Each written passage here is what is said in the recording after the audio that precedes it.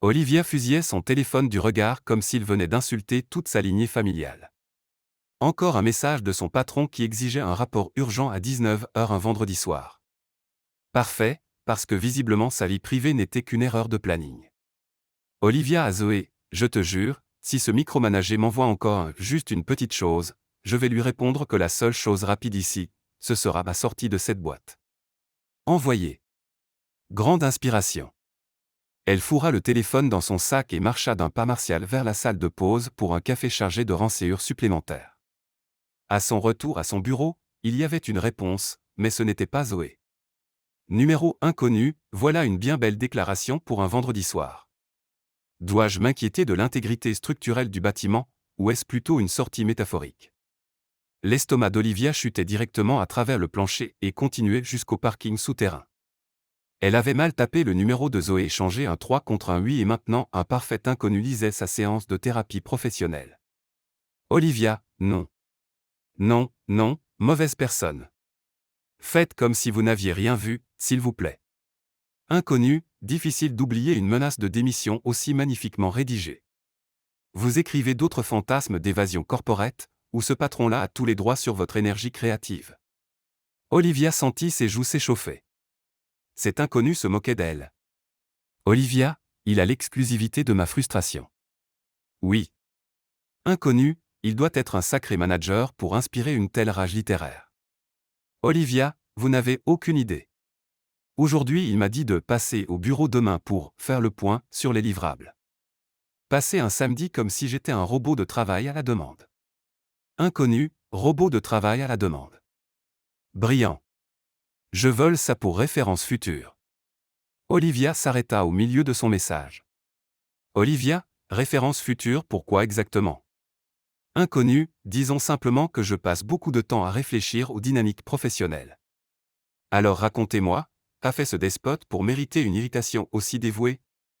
Et d'une manière ou d'une autre, Olivia passa l'heure suivante à tout déballer à cette personne mystère, les délais impossibles, les réunions qui auraient dû être des mais, la façon dont son patron s'attribuait ses idées, les remarques passivo-agressives déguisées en feedback constructif. La personne mystère était drôle, réactive, et comprenait étrangement chacune de ses plaintes. Inconnu, laissez-moi deviner, il adore aussi la phrase « on fait un point plus tard » quand il veut dire « je passe complètement à côté de votre problème ». Olivia, arrêtez.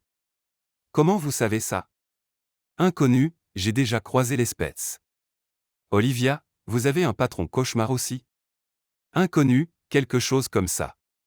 Et, j'ai une réunion dans 5 minutes, mais c'était étonnamment divertissant. Merci pour cette séance de thérapie accidentelle, Olivia. Olivia, désolé de vous avoir balancé tout mon drame professionnel. Inconnu, pas du tout. Honnêtement, la meilleure conversation de ma semaine. Olivia fixait son écran, un sourire idiot aux lèvres. Zoé allait mourir en apprenant ça. Lundi matin, Olivia entra chez Apex Dynamics avec son habituel latte vanille et une humeur étonnamment bonne. Le week-end de défoulement anonyme avait été incroyablement libérateur. Puis elle ouvrit ses mails. Objet, réunion générale obligatoire, 10 heures précises, direction exécutive. Parfait, marmonna Olivia. Encore un discours motivant sur « penser hors des clous » et « faire bouger l'aiguille ». La grande salle de conférence était bondée. Olivia se faufila au dernier rang à côté de Zoé. « Tu crois que c'est quoi » chuchota Zoé. Probablement un objectif trimestriel impossible emballé dans du jargon corporate. La DRH monta sur l'estrade, tapa dans le micro. Bonjour à tous. Nous avons quelques annonces importantes. Comme la plupart d'entre vous le savent, notre PDG était absent pour raisons personnelles. Il est de retour ce matin et souhaite rencontrer en personne ceux avec qui il n'a pas encore eu l'occasion de se connecter. Olivia essaya de ne pas bâiller. Veuillez accueillir Ethan Callahan. Un homme monta sur scène, costume gris anthracite impeccable, cravate légèrement desserrée, cheveux bruns délicieusement ébouriffés. Il adressa un sourire confiant à la salle. Olivia manqua s'étouffer. Ce sourire. Elle connaissait absolument ce sourire. Il jeta un bref coup d'œil à son téléphone, puis balaya la salle du regard et s'arrêta pile sur elle. Son sourire vacilla, puis se transforma en quelque chose de bien trop amusé. Non. Absolument pas. Ça n'arrive pas. Ethan Callahan, le PDG, le fondateur d'Apex Dynamics, était l'expéditeur mystère. Et elle avait passé son vendredi soir à se plaindre de tyrannie professionnelle au type qui possédait toute la société. Ravi d'être de retour, dit Ethan dans le micro, le regard toujours rivé sur Olivia. J'ai vraiment hâte de reconnecter avec tout le monde ici, surtout nos talents les plus éloquents. Zoé lui donna un coup de coude. Pourquoi tu as l'air d'avoir une urgence médicale? Parce que j'en ai une, souffla Olivia. Une urgence médicale de fin de carrière. Ethan continua projection trimestrielle, pipeline d'innovation, le blabla habituel des PDG. Olivia n'entendit rien. Elle était trop occupée à calculer mentalement si elle pouvait traverser le mur comme un fantôme. Réponse, non. Car Ethan venait d'annoncer, pour commencer à reconnecter avec l'équipe, je vais programmer des entretiens individuels avec les personnes clés cette semaine. Olivia Bennett du marketing digital, pouvez-vous rester quelques minutes après la réunion? J'aimerais discuter de certaines initiatives à venir. Discuter d'initiatives? La bouche de Zoé s'ouvrit toute grande. Liv, le PDG vient de te nommer. J'ai remarqué, chuchota Olivia. Je songe sérieusement à fuir au Canada. La réunion se termina. Les gens sortirent en bavardant avec excitation. Olivia envisagea sérieusement de ramper sous la table de conférence comme plan d'évasion. Ça ne marcha pas. Elle resta seule avec Ethan Callahan, qui souriait beaucoup trop. Alors, dit-il nonchalamment en s'appuyant au bord de la table, robot de travail à la demande. Olivia aurait voulu que la terre s'ouvre et l'avale sur le champ. Je peux expliquer. Je vous en prie. Je suis sincèrement fasciné par vos projets de week-end. Je n'avais pas vraiment l'intention de démissionner. Il rit un vrai rire franc qui transforma complètement son visage. Détendez-vous. Respirez. Je ne vous licencie pas. Pas du tout, même pas de loin. Vous voulez savoir pourquoi? Ethan se leva, fit un pas vers elle, l'amusement dangereux toujours dans les yeux. Parce que cette conversation de vendredi a été le feedback le plus honnête que j'ai reçu depuis 6 mois. Et parce que j'ai une curiosité à satisfaire. Il s'arrêta juste devant elle. Qui exactement est ce patron micromanagé que vous avez décrit avec tant de créativité? Olivia cligna des yeux, puis la lumière se fit comme un train de marchandises. Je me défoulais sur Brendan, mon manager direct. Brendan Foster. Lui. Ethan hocha lentement la tête, quelque chose de presque intéressé passant dans son regard. Intéressant timing. Je suis justement en train de revoir les pratiques managériales de tous les départements. Et j'apprécie vraiment d'en apprendre davantage sur vos, disons, observations sur l'efficacité du leadership. C'est une forme élaborée de licenciement. C'est une invitation à prendre un café. Il sortit une carte de visite de sa veste et la lui tendit. Mon vrai numéro. Aujourd'hui, 18h, le café de la 5e rue. Je veux toute l'histoire. Considérez ça comme une consultation informelle. Olivia prit la carte avec des mains qui refusaient de coopérer. Et Olivia. Le sourire d'Ethan revint définitivement le même que dans leur texto. La prochaine fois que vous voudrez discuter révolution au travail, vous avez mon numéro direct maintenant. Apparemment je suis un assez bon auditeur. Il sortit en sifflotant. Olivia fixa la carte, puis son téléphone, puis la carte. Je suis complètement foutu, souffla-t-elle à la pièce vide. Professionnellement, socialement, probablement de toutes les façons possibles. Mais inexplicablement, elle souriait. Olivia changea 4 fois de tenue, puis se maudit mentalement d'avoir changé de tenue pour ce qui n'était clairement qu'une discussion professionnelle avec le PDG qui avait découvert par accident ses fantasmes de rébellion. Ce n'était pas un rencard. C'était probablement un licenciement très élaboré aromatisé au café. Elle arriva exprès avec 3 minutes de retard. Arriver trop à l'heure aurait été pathétique et trouva Ethan déjà installé à une table d'angle avec 2 cafés. Je suis arrivé en avance, dit-il en poussant l'un vers elle. J'ai deviné votre commande d'après votre personnalité par texto. Et quelle personnalité exactement? Quelqu'un qui a besoin de mots supplémentaires pour supporter l'existence corporate quotidienne. Olivia rit avant de pouvoir s'en empêcher. Bon sang, il était drôle en vrai aussi. Alors, commença Ethan en entourant sa tasse de ses mains, parlez-moi de Brendan. Sérieusement? Vous voulez vraiment entendre parler de mon manager? Je veux comprendre pourquoi l'une de mes employées les plus talentueuses envisageait une sortie théâtrale vendredi dernier. La plus talentueuse? Vous ne connaissez même pas mon travail. Je vous ai goglé. Il sortit son téléphone, fit défiler. Cette campagne que vous avez conçue pour le lancement produit du deuxième trimestre, augmentation de l'engagement de 287%. La stratégie réseaux sociaux que vous avez proposée le mois dernier et que Brendan a réussi à présenter comme la sienne brillante. Elle aurait dû être mise en œuvre immédiatement. La tasse d'Olivia s'immobilisa à mi-chemin de sa bouche. Vous saviez qu'il s'était attribué ça? Je m'en doutais. Maintenant je confirme. Ethan s'adossa, l'air sérieux. Alors racontez-moi tout. Et d'une certaine façon Olivia raconta tout, les demandes de dernière minute impossibles, les réunions inutiles, la façon dont Brendan descendait ses idées devant tout le monde pour les présenter comme les siennes plus tard, les retours vagues genre « ça ne me semble pas bon », sans jamais expliquer ce que « bon » voulait dire. Ethan écouta avec une attention totale, posant parfois des questions, prenant des notes sur son téléphone. Le pire, continua Olivia, maintenant sur son deuxième café et sans filtre, c'est qu'il utilise ses phrases de poster motivants comme si c'était de vraies stratégies de management. La semaine dernière, quand je lui ai montré une erreur système critique qui a effacé 3 semaines de contenu, il m'a sorti « Tout recul est un tremplin pour un retour en force ». Ethan 3 semaines de travail, parti en fumée. Ce n'était pas un tremplin. C'était une catastrophe.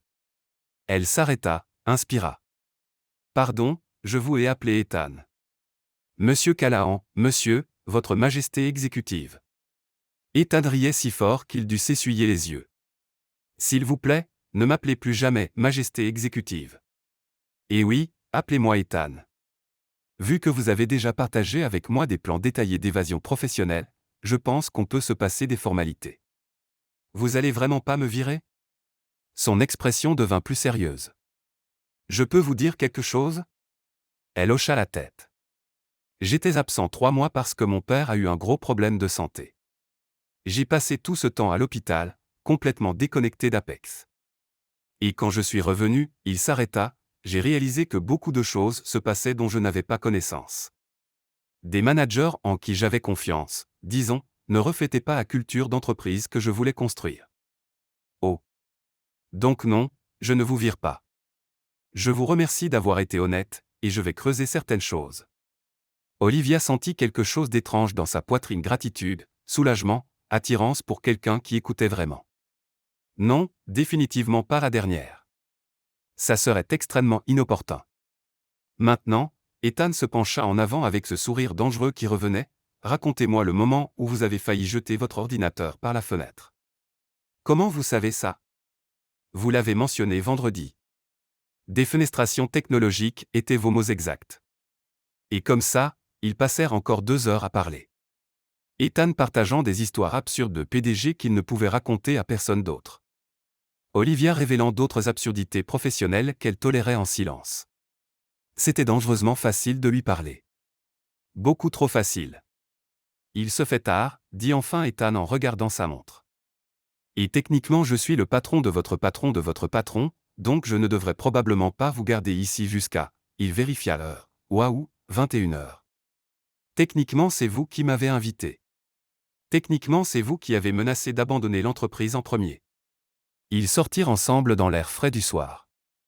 Olivia avait oublié sa veste. Tenez. Ethan ôta sa veste de costume et la posa sur ses épaules avant qu'elle puisse protester. Le tissu était chaud, sentait l'eau de Cologne chère et quelque chose d'uniquement lui. Ethan. Rendez-la-moi lundi. Ça vous donnera une excuse pour passer à mon bureau. Il sourit, salua et monta dans un Uber. Olivia resta sur le trottoir enveloppée dans sa veste, son bon sens faisant des choses très peu professionnelles. Vendredi matin, Olivia prenait un café dans la salle de pause quand Zoé déboula, pratiquement vibrante. Liv, t'as vu le mail? Quel mail? Brendan a été muté au bureau de Phoenix, et toi t'as été promue directrice marketing. Le café manqua de s'échapper complètement de la tasse d'Olivia. Quoi? C'est sorti annonce RH officielle. Brendan Foster muté. Olivia Bennett promue directrice du marketing digital. Immédiatement effectif. Olivia courut à son bureau, ouvrit ses mails. C'était la communication RH officielle, restructuration. Brendan muté. Olivia promut dès aujourd'hui. Ses mains tremblaient en attrapant son téléphone.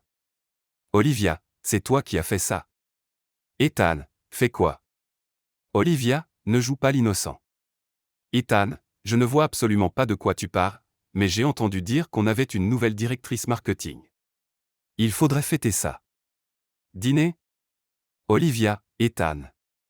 Ethan, il était déjà sous investigation pour plusieurs problèmes. Ta conversation a juste accéléré un processus existant.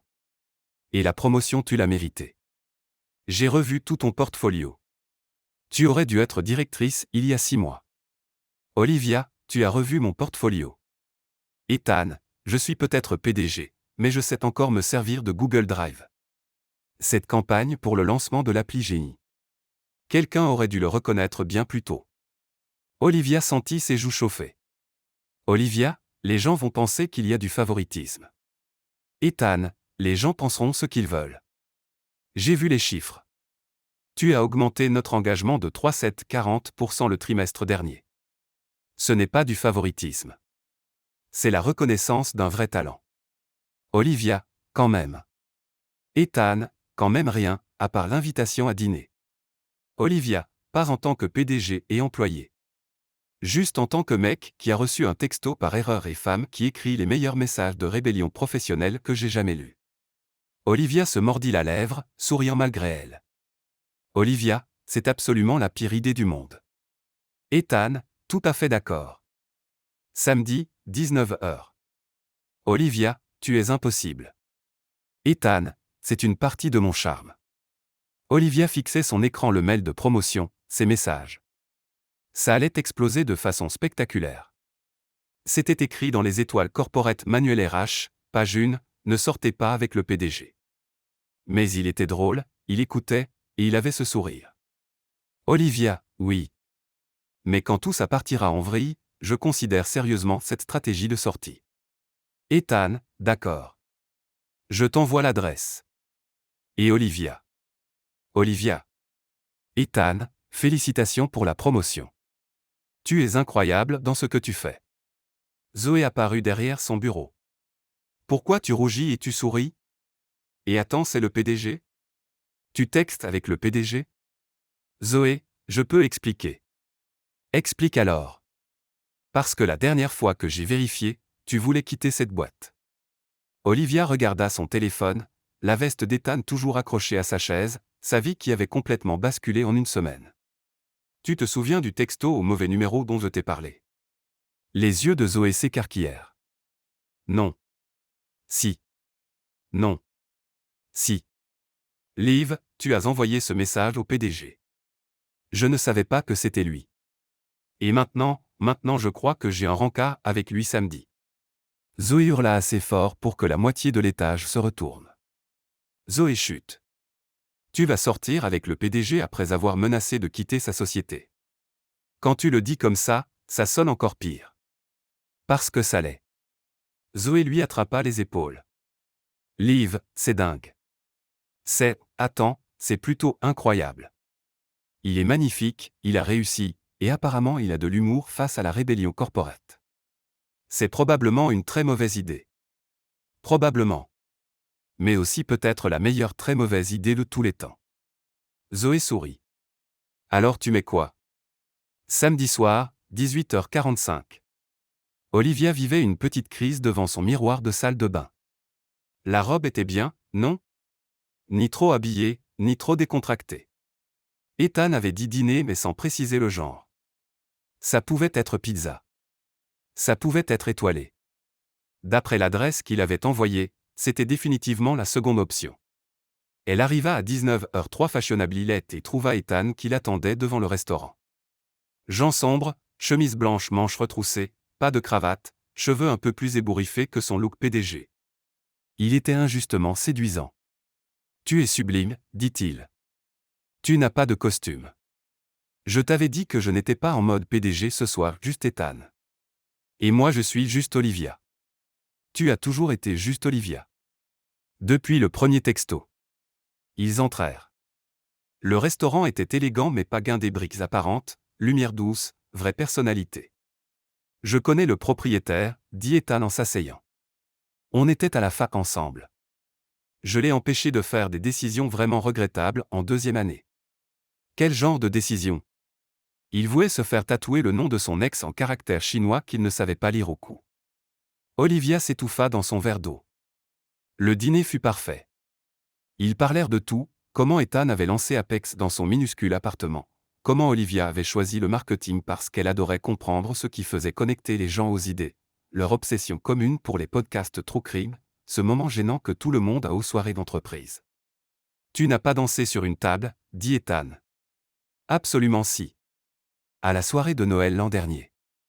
Zoé a la vidéo. Il faut que je voie cette vidéo. Absolument pas. Trop tard. C'est maintenant une exigence de développement professionnel. En tant que PDG, je dois évaluer les compétences de coordination. Tu es ridicule. Tu l'as déjà dit. Je commence à penser que c'est un compliment.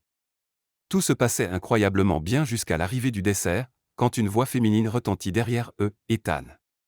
Ils se retournèrent tous les deux. Une grande blonde en tailleur rouge puissant se tenait là, expression soigneusement neutre mais regard acéré. Vanessa. Tout le langage corporel d'Ethan changea. Salut. Je ne m'attendais pas à te croiser ici. Son regard passa à Olivia avec une curiosité évidente. Et en charmante compagnie. Avant qu'Olivia puisse répondre, Ethan coupa, Vanessa, voici Olivia. Olivia Vanessa. Juste Olivia. Pas de contexte, pas d'explication. Quelque chose de froid se posa dans l'estomac d'Olivia. Enchantée, dit Vanessa avec un sourire qui n'atteignait pas les yeux.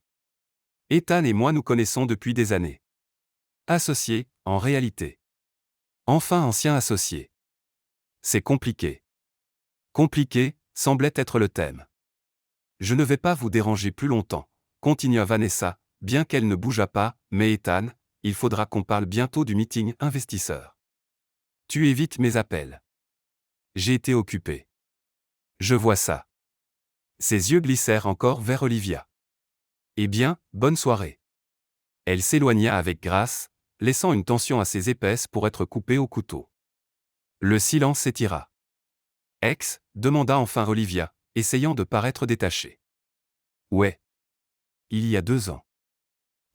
Il passa une main dans ses cheveux, ce geste nerveux qu'elle avait déjà remarqué. C'est compliqué. Elle a connecté Apex à des investisseurs majeurs au début. On était ensemble, puis plus, mais on a encore des liens professionnels. Il s'arrêta, frustré. Elle veut que tout redevienne comme avant. Et toi? Non. Absolument pas. Mais elle est tenace et bien connectée, et je ne peux pas couper complètement les ponts sans risquer des relations d'affaires importantes. Olivia hocha la tête, mais quelque chose avait bougé. La soirée parfaite s'était fissurée. Le téléphone d'Ethan vibra encore et encore. Désolé, il faut que je vérifie. C'est le bureau. Il s'éloigna, et Olivia resta la seule, à digérer. Quand il revint, il avait l'air stressé. Tout va bien. Intrusion de sécurité. Quelqu'un a essayé de pirater notre base de données clients. L'équipe IT a besoin que j'autorise les protocoles d'urgence un samedi soir. Apparemment les cybercriminels ne prennent pas de week-end. Il avait l'air sincèrement contrarié. Je suis tellement désolé. Ce n'est pas comme ça que je voulais que la soirée se passe. Ce n'est pas grave. Le travail c'est le travail. Laisse-moi au moins te raccompagner. Dans l'Uber, Ethan insista pour la déposer en premier. Il resta collé à son téléphone, à coordonner avec son équipe sécurité. Quand ils arrivèrent devant son immeuble, il leva enfin les yeux. La soirée a été interrompue par une ex et une intrusion de sécurité. Définitivement mémorable. Ce n'est pas ce que je voulais dire. Ethan, ça va. Vraiment. Va gérer ta crise. Il avait l'air de vouloir ajouter quelque chose. Au lieu de ça, il hocha juste la tête. Lundi. On parlera lundi. Promis. Olivia sortit et regarda la voiture s'éloigner. Dans son appartement, Zoé l'attendait avec du vin et des questions. Alors c'était comment? C'était déroutant. Déroutant bien ou déroutant mal? Déroutant. Je ne sais pas. Elle raconta tout, le dîner parfait, Vanessa, l'intrusion, la distance qu'il avait prise après. Liv, dit Zoé prudemment, il t'a probablement présenté comme « juste Olivia », parce que vous étiez en public et que vous n'êtes pas encore officiellement quoi que ce soit. Ou parce qu'il me voit vraiment juste comme une employée à qui il est arrivé de texter. Tu n'y crois pas. Tu as vu comment il te regardait. Et si c'était juste de l'attirance physique? Et si quand ça s'estompe, je redeviens juste une employée? Et si ce n'était pas? Et si c'était vrai? Olivia se roula en boule sur le canapé, fixant son téléphone. Il vibra. Ethan, désolé pour ce soir. Vraiment désolé. Je te revaudrai ça. Olivia, comment va la situation sécurité? Ethan, sous contrôle pour l'instant. Je vais y passer toute la nuit par contre. Olivia, café et bonne chance alors. Ethan, Olivia. Olivia. Ethan, ce soir a été la meilleure soirée que j'ai eue depuis des années. Même avec les catastrophes. Surtout avant les catastrophes. Olivia sourit à son écran malgré tout. Olivia, on parlera lundi. Ethan, lundi. Sans interruption, promis. Mais lundi arriva avec ses propres complications. Quand Olivia arriva au bureau, Ethan était introuvable, et Vanessa était assise dans la grande salle de conférence avec toute l'équipe exécutive, l'air parfaitement à sa place. Olivia se figea dans le couloir, regardant à travers la paroi vitrée. Vanessa trônait en bout de table comme si l'endroit lui appartenait, gesticulant avec animation tandis que le VP Opération, le CFO et le directeur produit hochaient la tête. Elle avait une présentation ouverte graphique, courbe, tout le tremblement. C'est quoi ce bordel? Zoé apparut à côté d'Olivia, café à la main. Je n'en ai absolument aucune idée. C'est l'ex de samedi.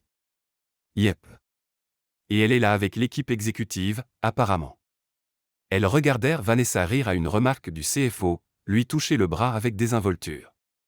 Elle avait l'air parfaitement à l'aise, comme si elle n'était jamais partie. Le téléphone d'Olivia vibra. Ethan, tu peux passer à mon bureau? Faut qu'on parle. Son estomac se noie. Olivia, maintenant? Ethan, s'il te plaît. Elle prit l'ascenseur jusqu'à l'étage exécutif, ses nouveaux accès de directrice la laissant passer la sécurité sans problème. Toujours aussi irréel. L'assistante d'Ethan la fit entrer directement. Il était debout près de la fenêtre, cravate desserrée, l'air épuisé, comme s'il n'avait pas dormi. Tu as l'air horrible, lâcha Olivia avant de pouvoir s'en empêcher. Il se tourna, parvenant à un sourire fatigué. Merci. C'est exactement ce dont j'avais besoin. Pardon. Tu as l'air horrible dans le sens où je m'inquiète. Bien rattrapé. Il désigna le fauteuil en face de son bureau. Assieds-toi, s'il te plaît. Olivia s'assit, main jointe sur ses genoux, essayant d'ignorer son cœur qui tambourinait. Pour samedi, commença-t-il. Pour Vanessa qui est dans votre salle de conférence là tout de suite. Elle n'avait pas voulu que ça sonne aussi sec. Ethan grimaça. Ouais. Voilà. Donc quoi? Vous êtes de nouveau ensemble, associés à nouveau? Je suis juste perdu sur ce que je viens de voir ce matin. On n'est absolument pas de nouveau ensemble. Il se frotta le visage des deux mains. L'intrusion de samedi c'était pire que ce que je pensais au début. On a perdu des données clients sensibles. Le cabinet de Vanessa est spécialisé en gestion de crise et relations investisseurs. Le conseil d'administration a insisté pour qu'on la fasse venir comme consultante. Le conseil a insisté? Oui. Et je n'avais pas vraiment le choix. 3 membres du Canada ont menacé de convoquer un vote d'urgence si je n'en ai pas d'aide experte immédiatement. Le cabinet de Vanessa est le meilleur dans ce domaine. Olivia digéra l'information. Logiquement ça se tenait, mais ça faisait quand même mal. Donc ça veut dire quoi pour? Elle désigna vaguement l'espace entre eux. Ethan se leva, contourna le bureau pour s'appuyer dessus, plus près d'elle. Ça veut dire qu'il faut qu'on soit prudent. Plus prudent que je ne le voulais. Prudent comment exactement? Il planta son regard dans le sien. Le conseil remet déjà en question certaines de mes décisions récentes. S'ils pensent qu'il se passe quelque chose d'inapproprié entre nous, ils s'en serviront contre nous deux. Contre toi surtout. Donc tu dis quoi? Je dis qu'on devrait probablement calmer les choses publiquement jusqu'à ce que la crise soit résolue et que Vanessa soit partie. Voilà ce qu'Olivia redoutait depuis samedi soir. D'accord. Logique. Elle se leva, gardant la voix stable. Distance professionnelle. Compris. Olivia. Non, vraiment. Je comprends. Tu es PDG. Je suis une directrice fraîchement promue. Les gens regardent. Ça se tient parfaitement. Ce n'est pas, il fit un pas, frustration évidente. Je n'ai pas envie de faire ça, mais je ne peux pas les laisser te détruire à cause de moi. Et ils le feront. Vanessa a déjà fait une remarque ce matin sur les choix de management intéressants. Olivia sentit la glace dans ses veines. Elle sait pour nous. Elle se doute. Et elle est très douée pour transformer les doutes en armes. Donc c'est à cause d'elle. C'est pour te protéger, toi et ta carrière. Tu as mérité cette promotion, Olivia. Je ne laisserai personne te la retirer en insinuant le contraire. Il avait l'air sincèrement malheureux, ce qui rendait les choses pires. Combien de temps demanda doucement Olivia. Le contrat de consulting est de 3 semaines, peut-être moins si on résout plus vite. 3 semaines. 21 jours à faire comme si samedi soir n'avait jamais existé. À regarder Vanessa parader comme si l'entreprise lui appartenait. Ok, dit Olivia en se dirigeant vers la porte. Attends, Ethan lui attrapa doucement le bras. Je sais que ce n'est pas ce qu'aucun de nous voulait, mais ça ne change rien entre nous. Pas vraiment, si. Elle regarda sa main sur son bras, puis son visage. 3 semaines c'est long, Ethan. Beaucoup de choses peuvent changer. Pas ça. Pas nous. Olivia voulait le croire, mais le monde corporate lui avait appris que les intentions ne pesaient rien face aux circonstances. Je devrais retourner travailler. Nouvelle responsabilité de directrice et tout ça. Elle partit avant qu'il puisse ajouter quoi que ce soit. Les 2 semaines suivantes furent une torture absolue. Olivia se jeta à corps perdu dans son nouveau rôle, refonte complète de la stratégie marketing digitale, mise en place de nouvelles campagnes, pulvérisation de tous les indicateurs. Si les gens voulaient murmurer sur le favoritisme, elle ferait en sorte que son travail parle plus fort. Mais partout où elle tournait le regard, il y avait Vanessa aux réunions exécutives où Olivia assistait désormais en tant que directrice, dans les couloirs à rire avec les membres du Canada, à la cafétéria, par hasard, là où Ethan se trouvait. Elle tourne autour de lui comme un requin, observa Zoé pendant le déjeuner de la 2e semaine. Elle fait son travail, répondit Olivia en poignardant sa salade plus agressivement que nécessaire. Son travail n'inclut pas de lui toucher le bras toutes les 5 secondes. Olivia l'avait remarqué aussi, les contacts désinvoltes, les blagues complices, la façon dont Vanessa se penchait quand elle lui parlait. Ils ont une histoire.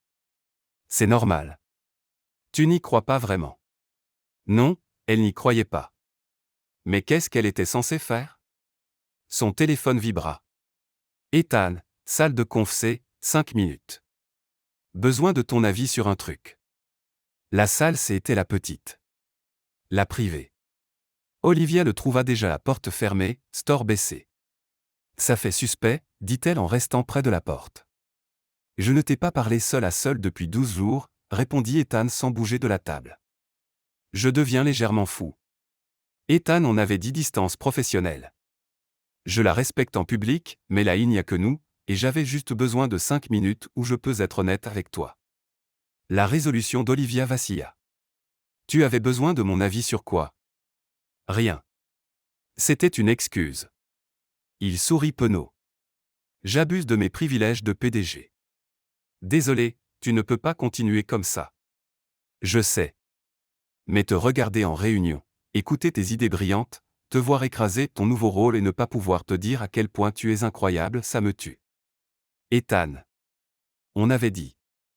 J'ai dit distance professionnelle en public. Je n'ai pas dit faire comme si je ne pensais pas à toi constamment. Que samedi soir n'avait aucune importance. Que je ne veux pas finir ce qu'on a commencé. Il était assez près maintenant pour qu'elle sente son parfum, voit la fatigue autour de ses yeux, la tension dans ses épaules. 3 semaines, lui rappela-t-elle et se rappela à elle-même. Tu as dit 3 semaines. Plus que 8 jours. Ensuite le contrat de Vanessa se termine. Ensuite on pourra. Son téléphone vibra, puis encore, puis sonna. Ils regardèrent tous les deux. Le nom de Vanessa illumina l'écran. Ethan refusa l'appel. Il sonna immédiatement à nouveau. Tu devrais répondre, dit Olivia en reculant. Je devrais la virer. Tu devrais répondre. Il décrocha, mis sur haut-parleur. Quoi? Réunion d'urgence du conseil tout de suite. Ils se rassemblent dans la grande salle. Quelque chose à propos de l'enquête sur la fuite de données clients. La voix de Vanessa était nette, professionnelle. Il faut que tu sois là. J'arrive. Il raccrocha, frustration teinte sur tout son visage. Désolé. Vas-y. Ça va. Non, ça ne va pas. Rien dans cette situation ne va. Plus que 8 jours, dit Olivia en essayant de sourire. On peut gérer 8 jours. Sauf qu'il ne le pouvait pas. Parce que cet après-midi-là, tout explosa. Olivia était dans son bureau à revoir des analytics de campagne quand son téléphone s'alluma avec un texto d'un numéro inconnu. Inconnu, je me suis dit que tu devrais voir ça avant que ça devienne public. Une image se chargea. C'était une photo d'elle et Ethan prise au café il y a 2 semaines assis près, riant, complètement absorbés l'un par l'autre. Ça avait l'air intime. Accablant. Inconnu, relation intéressante entre un PDG et une directrice fraîchement promue, tu ne trouves pas? Dommage que ça finisse chez les RH ou au conseil. Les mains d'Olivia tremblaient. Un autre message arriva. Inconnu, dégage. Il n'est pas à toi. Il ne l'a jamais été. Pas de nom. Mais Olivia savait exactement de qui il s'agissait. Elle essayait de comprendre quoi faire quand Zoé déboula dans son bureau. Liv, t'as vu le forum interne? Quoi? Non. Pourquoi? Zoé lui tendit son ordinateur. Le forum anonyme de feedback de l'entreprise était en feu avec un fil intitulé « Favoritisme au niveau exécutif ». Quelqu'un avait posté une chronologie détaillée de la promotion d'Olivia, de ses réunions avec Ethan, le timing du transfert de Brendan. Ils avaient relié des points qui paraissaient accablants une fois assemblés même si chacun avait une explication parfaitement légitime. Les commentaires étaient brutaux. Voilà pourquoi les fans n'avancent pas justement. Je savais que cette promotion était louche. Fini l'avancement au mérite. Qui sort avec le PDG cette semaine? Olivia se sentit malade. C'est anonyme, dit vite Zoé. Et c'est contre la politique. Les RH vont le supprimer. Mais le mal est fait. Tout le monde l'a vu. Il faut que tu parles à Ethan. Je peux pas. Ça va juste empirer les choses. Son téléphone vibra encore. Ethan cette fois. Ethan, mon bureau. Tout de suite. Quand elle arriva, il faisait les 100 pas comme un animal en cage. Vanessa était assise dans un fauteuil, l'air inquiète mais aussi étrangement satisfaite. Tu as vu le forum, dit Ethan sans préambule. Ouais. L'IT trace l'adresse IP. On va trouver qui a posté. Est-ce que ça change quelque chose? Tout le monde l'a déjà vu. Tout le monde pense déjà. Elle ne put pas finir sa phrase. Les RH préparent une déclaration, intervint Vanessa avec aisance, pour clarifier que la promotion de Madame Bennett était basée entièrement sur le mérite et recommandée par plusieurs chefs de département, pas juste Ethan. Ce qui est vrai, ajouta Ethan avec force. Chaque mot est documenté. Mais la perception fait la réalité en politique d'entreprise, continua Vanessa. Et en ce moment la perception est problématique pour vous deux. Olivia regarda Ethan, Vanessa, le désastre qui se déroulait autour d'eux. Vous proposez quoi? Demanda-t-elle, la voix vide. Vanessa se leva, lissant sa jupe. Je propose que vous mainteniez tous les deux une distance professionnelle maximale. Pas de réunion privée, pas de communication personnelle, tout passe par les canaux officiels. Et Ethan, elle se tourna vers lui, le conseil est déjà nerveux sur des décisions de management. Ça n'aide pas. Je me fous de ce que pense le conseil. Olivia a mérité. Je sais qu'elle a mérité, coupa Vanessa, mais ses yeux disaient autre chose. Mais là il faut que tu te soucies de l'image. Vous deux. Olivia se sentait piégée, acculée, comme si chaque mouvement serait le mauvais. Je devrais y aller, dit-elle doucement. Olivia, commença Ethan. Elle a raison sur l'image. Surtout. Olivia se dirigea vers la porte. Je vais rester hors de ton chemin. Ce n'est pas ce que je veux. Mais c'est ce dont on a besoin, non? Elle partit avant qu'aucun des deux puisse répondre. Le reste de la semaine fut un brouillard de travail, chuchotements et regards en coin. Olivia garda la tête baissée, produisit des résultats incroyables, et évita complètement Ethan. Vendredi après-midi, elle rangeait ses affaires pour partir quand un mail arriva. 2. Sécurité IT. Objet, résultat enquête post-forum anonyme. L'adresse IP avait été tracée jusqu'à l'ordinateur de Vanessa. Olivia fixa l'écran, tremblante de rage. Elle transféra le mail à Ethan sans un mot. 30 secondes plus tard, son téléphone sonna. « Ne viens pas lundi », dit Ethan sans salutation. « Quoi ? Travaille de chez toi lundi. S'il te plaît, fais-moi confiance. » Ethan, qu'est-ce qui se passe ? Fais-moi confiance. Ok. Il raccrocha. Olivia resta dans son bureau complètement perdue, tenant une bombe qui prouvait que Vanessa l'avait sabotée et Ethan venait de lui dire de rester loin. 8 jours s'étaient transformés en champ de mine, et elle n'avait aucune idée de ce qui allait suivre. Lundi matin, Olivia se réveilla à 6 heures. Malgré nulle part où aller, son cerveau refusait de la laisser dormir quand elle était censée éviter le bureau pour des raisons mystérieuses qu'Ethan refusait d'expliquer. Elle avait passé tout le week-end à ressasser, le post sur le forum, les messages menaçants, le sourire satisfait de Vanessa, le rapport IT prouvant que Vanessa l'avait sabotée, et l'instruction cryptique d'Ethan de rester chez elle. Elle se fit un café, ouvrit son ordinateur pour travailler à distance, et essaya de ne pas vérifier son téléphone toutes les 30 secondes. À 8h47, son téléphone sonna enfin.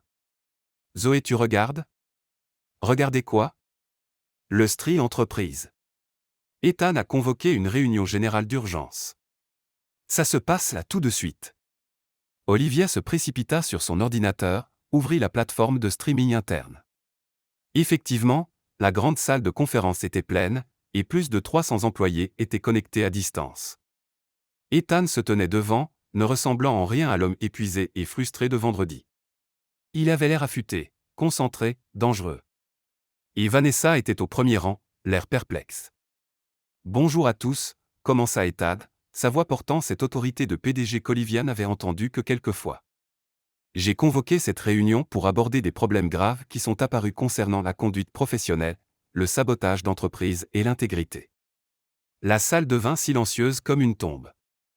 Comme beaucoup d'entre vous l'ont vu la semaine dernière, un post anonyme sur notre forum interne portait des accusations de favoritisme dans les décisions récentes de promotion spécifiquement concernant la promotion d'Olivia Bennett au poste de directrice marketing digital.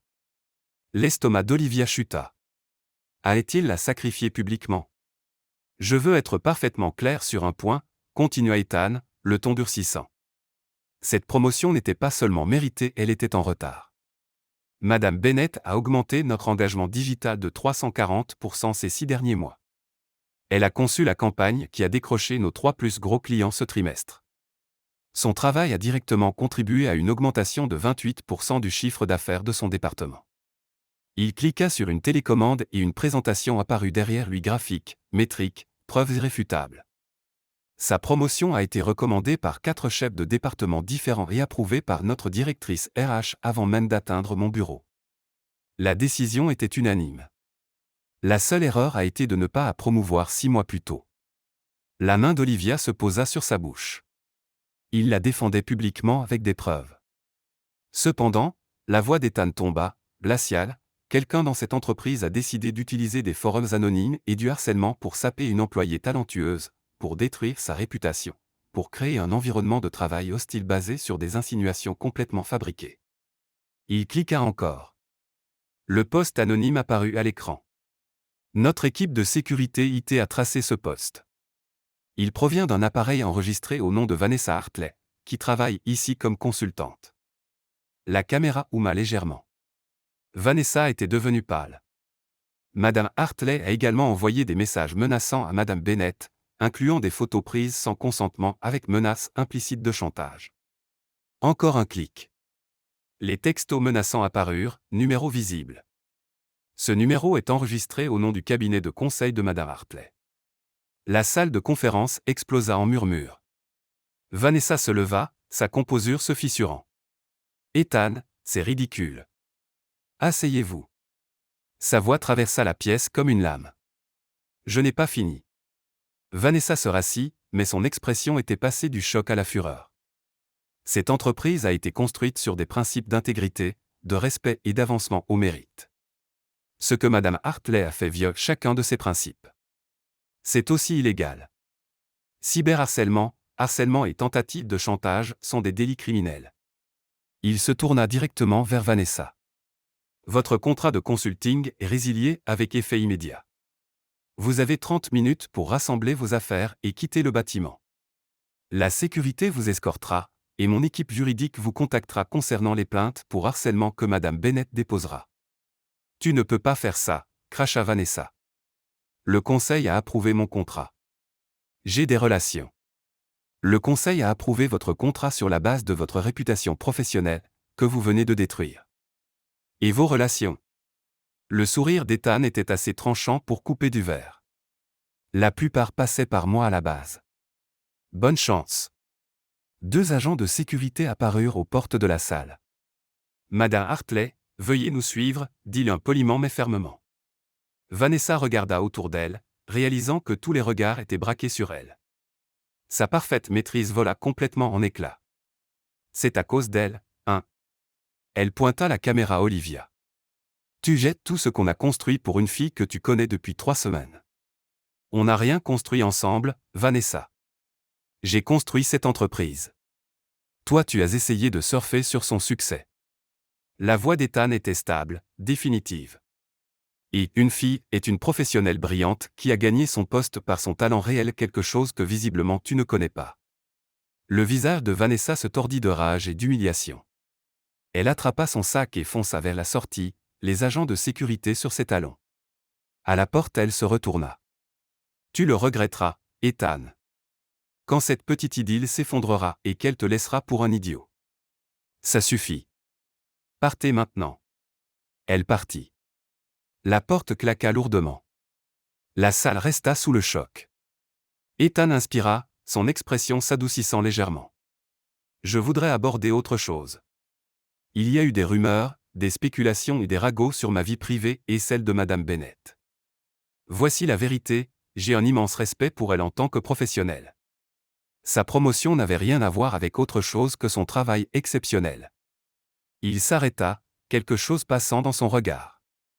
Cependant, je ne m'excuserai pas non plus du fait que je la trouve remarquable, que j'aime parler avec elle, que je valorise son point de vue tant professionnel que personnel. Ces sentiments n'amoindrissent pas ses accomplissements. Ils existent séparément. Le cœur d'Olivia battait si fort qu'elle crut qu'il allait lui casser une côte. Si quelqu'un a des inquiétudes sur du favoritisme ou de l'inconvenance, les RH ont une politique de porte ouverte. Venez avec des exemples précis, pas des posts anonymes sur un forum. Si quelqu'un pense avoir été traité injustement, discutons directement et professionnellement. Il éteignit la présentation. C'est tout. Merci de votre temps. Retournez faire le travail incroyable que vous faites tous. Le stream s'arrêta. Olivia resta figée sur son canapé, regardant l'écran noir. Son téléphone explosa de messages. Zoé, Olivia, qu'est-ce qui vidéo est se passer? Zoé, le PDG vidéo te défendre publiquement virer son EX. Zoé, en gros d'avouer qu'il a des sentiments pour TOI. Zoé, en stream général. Zoé, et Yves réponds-moi. Mais avant qu'Olivia puisse répondre, on sonna à sa porte. Elle alla ouvrir en transe, toujours en bas de pyjama et sweat trop grand, et ouvrit. Ethan se tenait là, cravate desserrée, l'air d'avoir juste combattu et gagné une guerre. Salut, dit-il. Salut, parvint elle. Je peux entrer? Elle s'écarta. Il entra dans son appartement, passa une main dans ses cheveux, et se tourna vers elle. Donc, ça s'est passé. Ça s'est définitivement passé. J'aurais probablement dû te prévenir plus précisément, mais je ne pouvais pas risquer une fuite avant ce matin. Tu l'as virée devant tout le monde. Je l'ai virée parce qu'elle t'a harcelé, saboté ta réputation et enfreint environ 6 lois différentes. Le public n'était qu'un bonus. Ethan. Tu n'étais pas obligé de faire tout ça. Si, je l'étais. Il fit un pas, réduisant la distance. Je t'avais dit que je ne laisserais personne abîmer ta carrière à cause de moi. Il s'est avéré que la menace n'était-elle pas nous. Ton conseil va devenir fou. Le conseil s'en remettra. J'ai la documentation pour tout son harcèlement, tes métriques, les raisons légitimes de chaque décision que j'ai prise. Ils n'ont rien sur quoi s'appuyer. Mais. Pas de mais. Il tendit la main, prenant doucement les siennes. J'ai passé 3 semaines à essayer de te protéger en gardant mes distances. Tout ce que ça a fait, c'est donner à Vanessa l'espace pour empirer les choses. Donc j'arrête cette stratégie. Quelle est la nouvelle stratégie? La nouvelle stratégie, c'est l'honnêteté, la transparence, et ne plus cacher ce que je ressens pour toi parce que quelqu'un pourrait avoir un problème avec ça. Le souffle d'Olivia se bloqua. Ce que tu ressens pour moi. Allez, Olivia. Tu devais savoir. Son pouce caressa ses phalanges. Dès le premier texto accidentel, j'étais accro. Ton humour, ta passion, ta façon de voir les choses différemment de tout le monde dans ce bâtiment. J'ai essayé d'être professionnel. J'ai essayé de garder mes distances. Mais je n'arrête pas de penser à toi. C'est toujours compliqué, murmura-t-elle. Je sais. Ton patron du patron du patron ne devrait probablement pas être dans ton appartement à avouer ses sentiments. Les RH auraient une crise sur les dynamiques de pouvoir probablement. Mais je suis prêt à naviguer dans le compliqué si tu le es. On peut poser des limites. On peut être transparent avec les RH. On peut faire ça correctement. Il serra doucement ses mains. Si tu veux le faire. Parce que je viens de démolir mon ex en stream d'entreprise pour toi, et je réalise que je ne t'ai jamais vraiment demandé si tu ressentais la même chose. Olivia rit le son légèrement hystérique. Tu es un idiot. Ce n'est pas un oui. Bien sûr que je ressens la même chose. Ça fait 3 semaines que je deviens doucement folle de vouloir te parler, être près de toi, ne pas devoir prétendre que ce café n'a pas tout changé. Il l'embrassa enfin, vraiment embrassa après des semaines de presque et de mauvais timing. Ce fut tout ce qui était parfait et bordélique et réel. Quand ils se séparèrent, tous deux un peu essoufflés, Ethan souriait de ce sourire dont elle était tombée amoureuse par texto. Donc on le fait?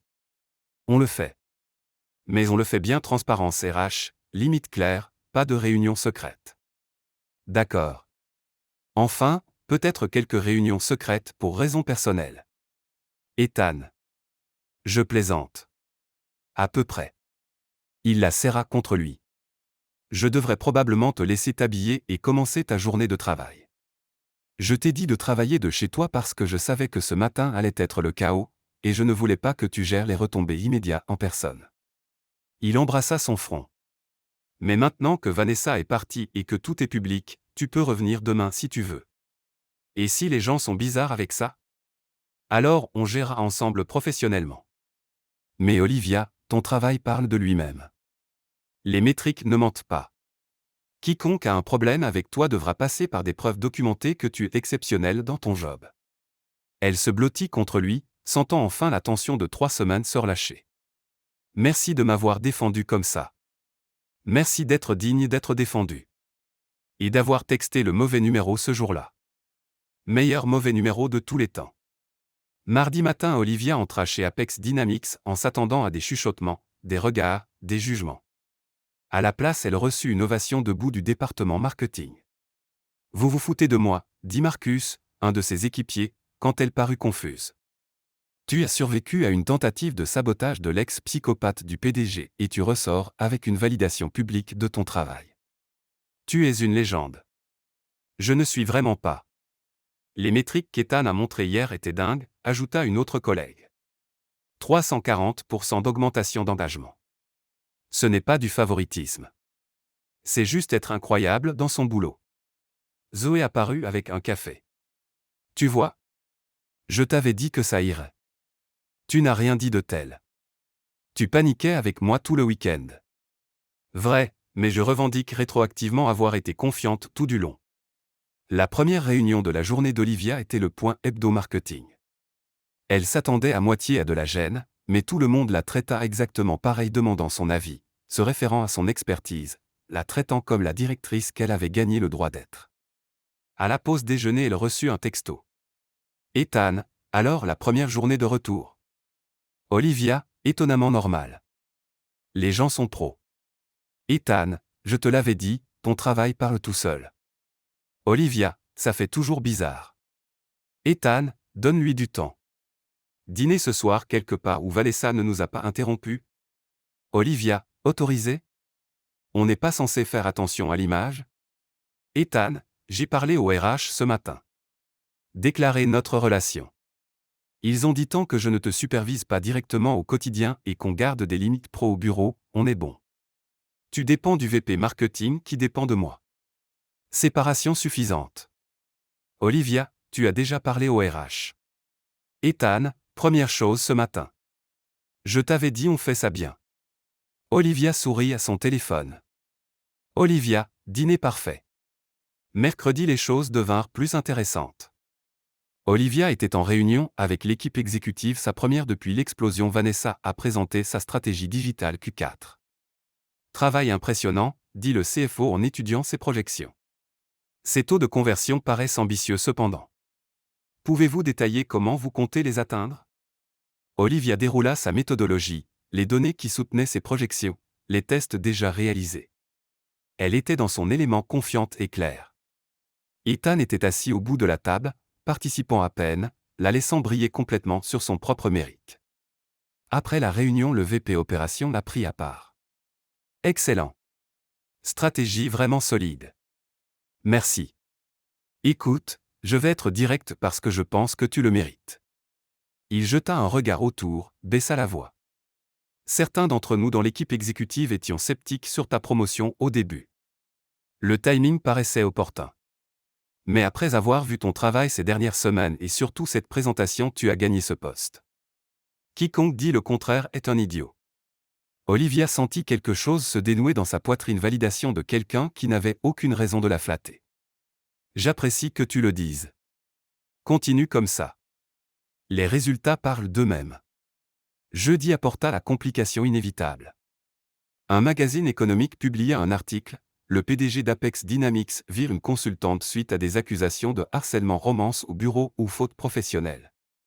L'article était globalement factuel, citant les déclarations publiques d'Ethan et le harcèlement documenté, mais posait des questions sur le fait que ses sentiments personnels aient influencé ses décisions business. Olivia le lut dans son bureau, l'estomac noué. Son téléphone sonna. Ethan ne lit pas l'article, dit-il immédiatement. Trop tard. C'est du journalisme poubelle. Ils essaient de créer une polémique là où il n'y en a pas. Mais ils n'ont pas complètement tort de poser la question, Ethan. Tu as viré ton ex et défendu publiquement. Les gens vont se poser des questions. Qu'ils se les posent. Notre équipe juridique a déjà envoyé une déclaration à la publication avec toute la documentation du harcèlement de Vanessa Logité, message menaçant, tout. S'ils veulent en faire une histoire, on a des preuves à foison. Ça ne va pas disparaître facilement. Je sais. Mais on savait que ça ne serait pas simple. Sa voix s'adoucit. Tu vas bien. Je vais bien. Juste inquiète pour toi, ta réputation. Ma réputation ira bien. Le conseil a reçu toute la documentation hier. Même les sceptiques ont admis que Vanessa avait franchi toutes les lignes. Cet article n'est que du bruit. Ethan, dîner ce soir. Je pense taille et te regarder manger ton pas de taille en stressant pendant que je te convainc que tout ira bien. C'est bizarrement précis. J'apprends tes schémas. Taille parfait. Vendredi après-midi, le conseil convoqua une réunion d'urgence. Ethan y était depuis 3 heures.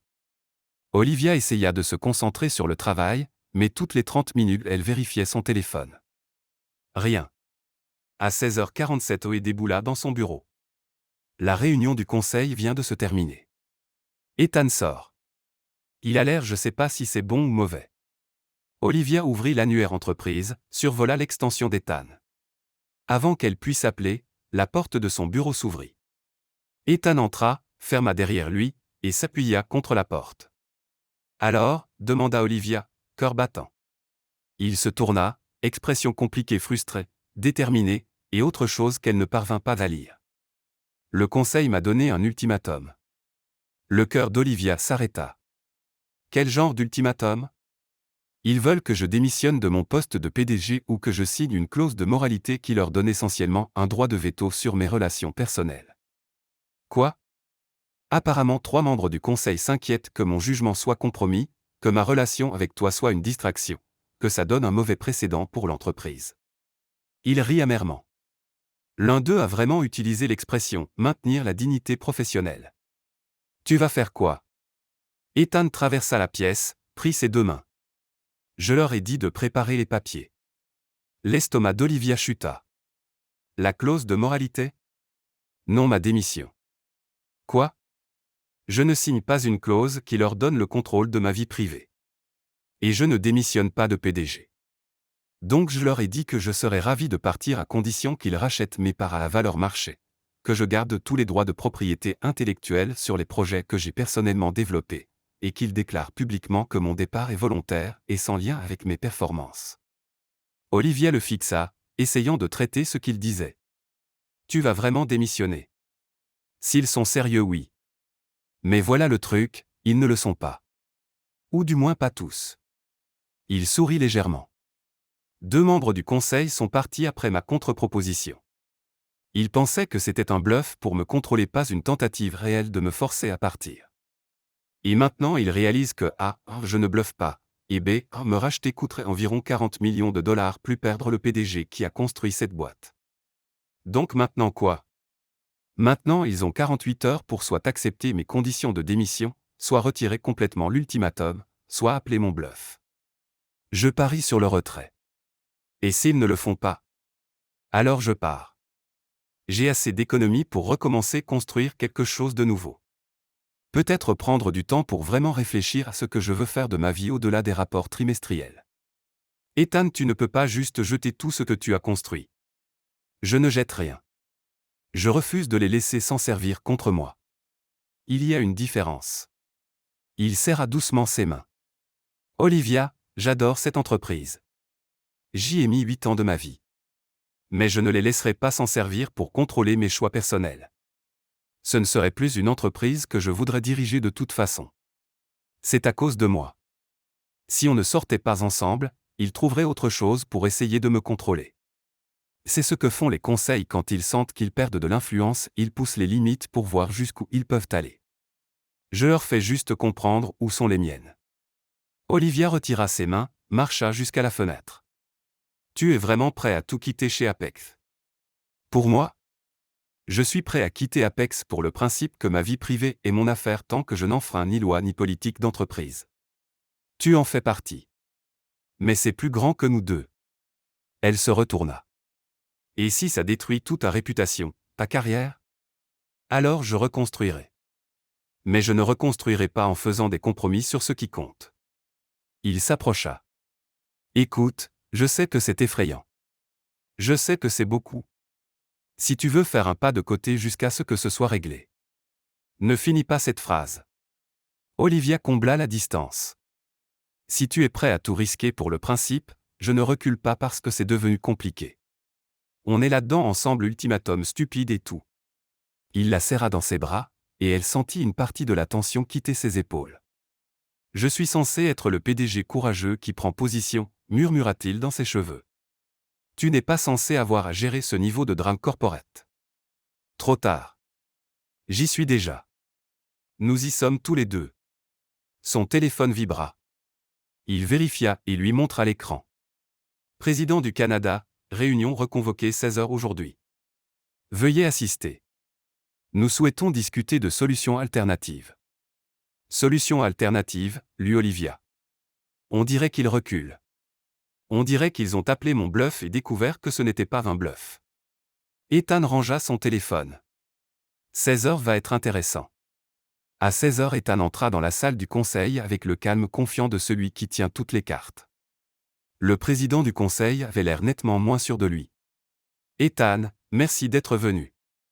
Nous avons reconsidéré notre discussion précédente. Je m'en doutais vu le délai court. Nous avons peut-être été précipités dans notre approche. Le conseil en a rediscuté, et nous pensons pouvoir trouver une solution plus raisonnable qui adresse les préoccupations de tous.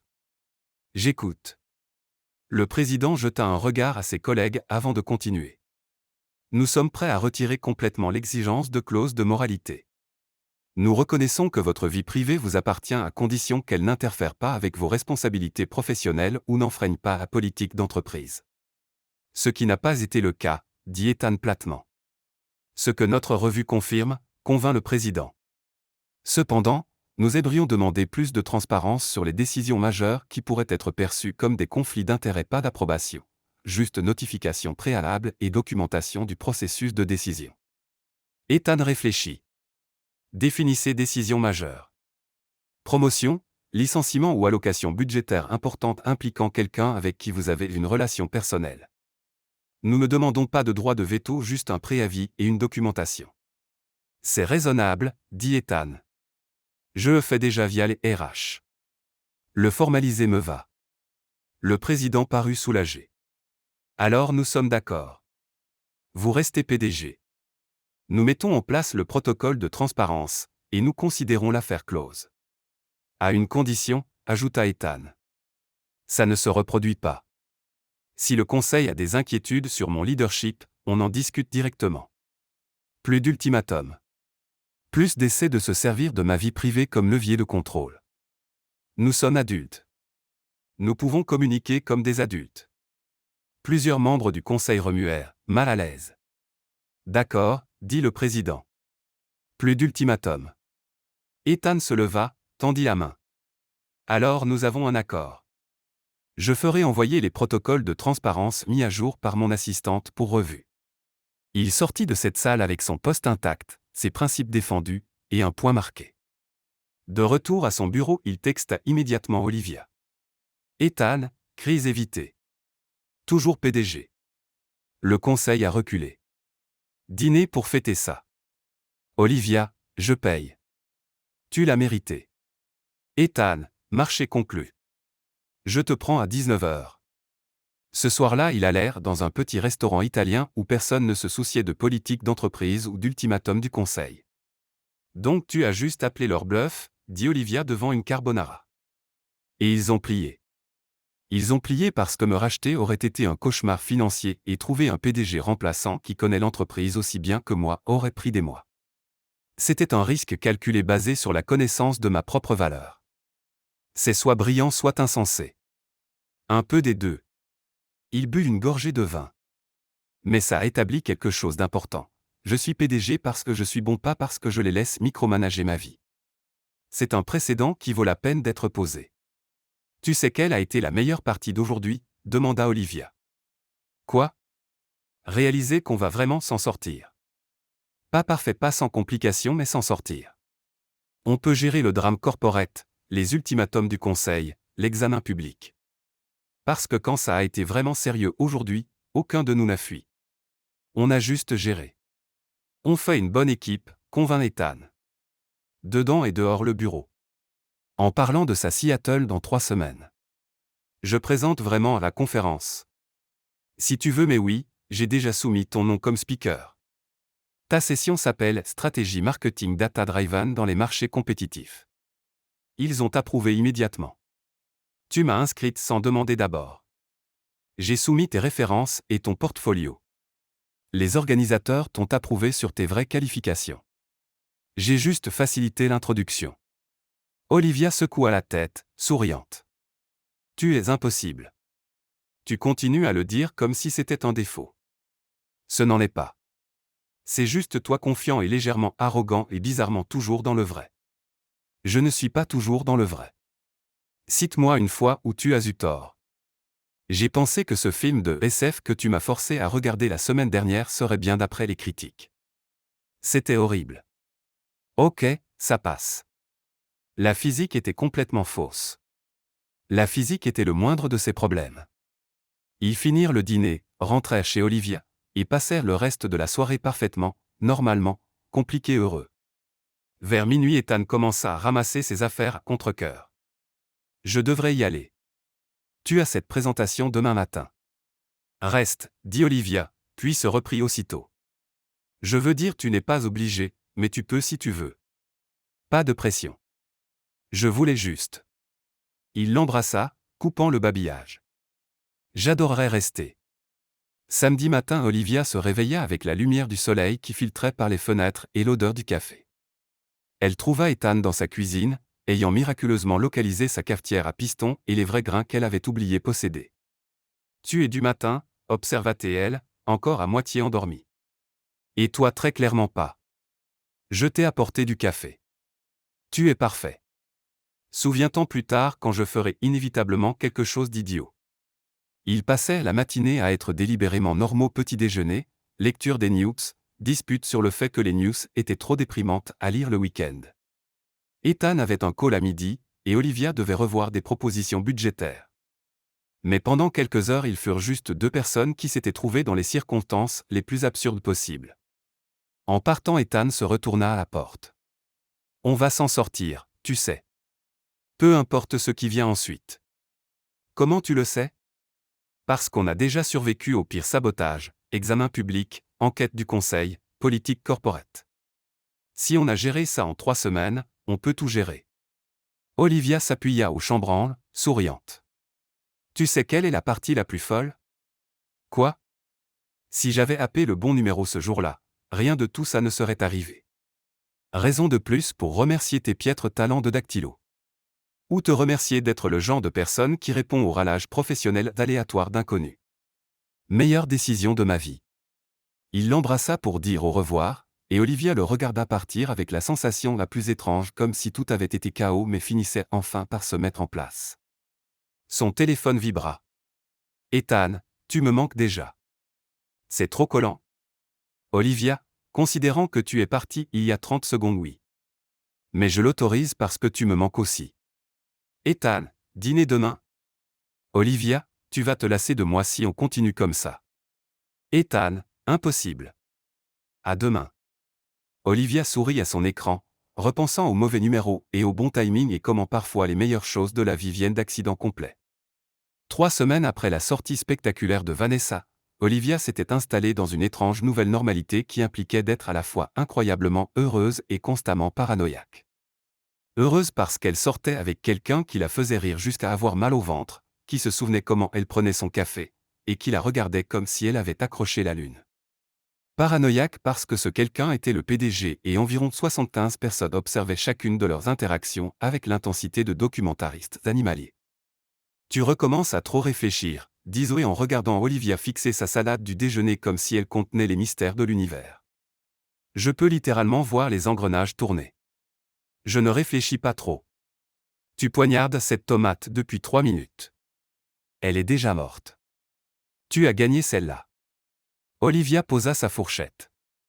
Ethan et moi avons une réunion stratégique cet après-midi avec l'équipe exécutive. C'est la première grosse présentation que je fais depuis tout ça. Et si les gens pensent qu'ils me ménagent? Ou pire s'ils surcompensent et se montrent extra durs pour prouver qu'il n'est pas biaisé? Ou idée folle s'ils te traitent exactement comme tout le monde et que tu es incroyable dans ton job quoi qu'il arrive? Ce n'est pas comme ça que fonctionne la politique corporate et tu le sais. Peut-être pas, mais c'est comme ça que fonctionne le mérite. Zoé vola une tomate cerise dans la salade d'Olivia. Tu cartonnes depuis des semaines. Tes métriques de campagne sont dingues. La stratégie Q4 montre déjà des résultats. Tu ne réussis pas grâce à Ethan. Tu réussis malgré les complications de sortir avec le PDG. Quand es-tu devenu la voix de la raison? Je l'ai toujours été. Tu m'ignores juste d'habitude. Zoé vérifia son téléphone. En parlant de ça, ton petit ami est dans le hall et te cherche. Il n'est pas censé, on a des règles sûres. Olivia se retourna. Effectivement, Ethan traversait la cafétéria de son pas déterminé habituel, complètement inconscient des 12 personnes qui arrêtèrent de manger pour le regarder. C'est exactement de ça que je parle, siffla Olivia à Zoé. Tout le monde regarde. Tout le monde regarde toujours le PDG, Liv. C'est littéralement dans sa fiche de poste. Ethan arriva à leur table et le cœur d'Olivia fit ce truc agaçant de palpitation qu'il faisait depuis 5 semaines. Mesdames, salua-t-il avec un sourire professionnel. Olivia, tu as 1 minute? Faut discuter d'un truc pour la présentation de cet après-midi. Bien sûr, monsieur Callahan. Olivia se leva, grimaçant intérieurement à l'adresse formelle convenue en public. Ils marchèrent jusqu'à un coin tranquille près des fenêtres assez loin des oreilles indiscrètes mais assez visibles pour paraître complètement pro. Tu fais ta tête inquiète, dit doucement Ethan. Je n'ai pas de tête inquiète. Absolument si. Ton sourcil gauche fait ce petit pli, il imita, ce qui la fit rire et vouloir le frapper en même temps. Qu'est-ce qui ne va pas? Rien ne va pas. Juste la présentation cet après-midi est importante, Et tu as peur que je te ménage ou que je surcompense. Comment tu? Parce que je te connais. Et parce que je me faisais exactement la même inquiétude. Il vérifia qu'il n'y avait personne à portée de voix. Donc voilà ce qui va se passer. Tu vas présenter ta stratégie comme la directrice brillante que tu es. Je vais te poser les mêmes questions difficiles que je poserai à n'importe qui présentant une initiative majeure. Si tes réponses tiennent la route, ce qui sera le cas, je l'approuverai. S'il y a des problèmes légitimes, on les traitera comme dans n'importe quelle réunion business. Et si les gens pensent quand même ce qu'ils veulent, eh bien ils le pensent. On ne contrôle pas ce que les gens supposent, Olivia. On contrôle juste ce qu'on fait réellement. Et ce qu'on fait réellement, c'est deux pros qui sortent ensemble et gèrent une réunion business normale. Rien dans tout ça n'est normal. Juste. Son expression s'adoucit. On est toujours OK pour ce soir. Chez toi ou chez moi? Chez toi. J'apporte le traiteur. Tu choisis le film. Je ferai semblant de regarder pendant que je te regarde en réalité citer toutes les répliques. Je ne cite pas toutes les répliques. Tu as cité chaque ligne de ce film de détective la semaine dernière, y compris les figurants. Ce film est un chef-d'œuvre culturel et mérite du respect. Tu vois? Tu souris maintenant. Plus de tête inquiète. Il vérifia sa montre. Réunion à 14 heures. Tu vas tout déchirer. Faut que j'y aille call avec la côte ouest. Il partit, et Olivia retourna à sa table où Zoé souriait comme si elle avait gagné au loto. Vous êtes dégoûtant de mignonnerie. On parlait littéralement d'une réunion. Vous vous faisiez littéralement des yeux de merlan frit en discutant stratégie business. C'est adorable et un peu dégueu. Je ne fais pas des yeux de merlan frit. Grave si. La réunion stratégique commença à 14 heures pile. Olivia entra dans la salle exécutive avec son ordinateur, présentation chargée, notes organisées, et cette énergie nerveuse qui mène soit au génie soit au désastre. L'équipe exécutive était déjà assise VP Opération, CFO, directeur produit, VP Vente, et Ethan en bout de table. Bon après-midi à tous, commença Olivia en lançant sa présentation. Aujourd'hui je vous présente notre stratégie marketing digital Q1 complète avec projection jusqu'à la fin de l'exercice prochain. Elle se lança, et en 30 secondes sa nervosité s'évapora. C'était son domaine donné, stratégie, solutions créatives soutenues par des métriques solides. Elle montra les cadres de campagne, l'analyse démographique cible, les calculs de ROI projetés. Elle avait testé chaque hypothèse, lancé plusieurs modèles de scénarios, intégré des plans de contingence. 15 minutes plus tard, le CFO leva la main. Ses projections de taux de conversion paraissent optimistes. Quelle est votre base pour une augmentation de 23% par rapport aux taux actuels? Olivia était prête. Excellente question. Notre taux de conversion actuel est artificiellement bas à cause d'une architecture de pages d'atterrissage obsolète. J'ai lancé des tests A B le mois dernier avec des pages redésignées, et on voit une amélioration de 31% en environnement contrôlé.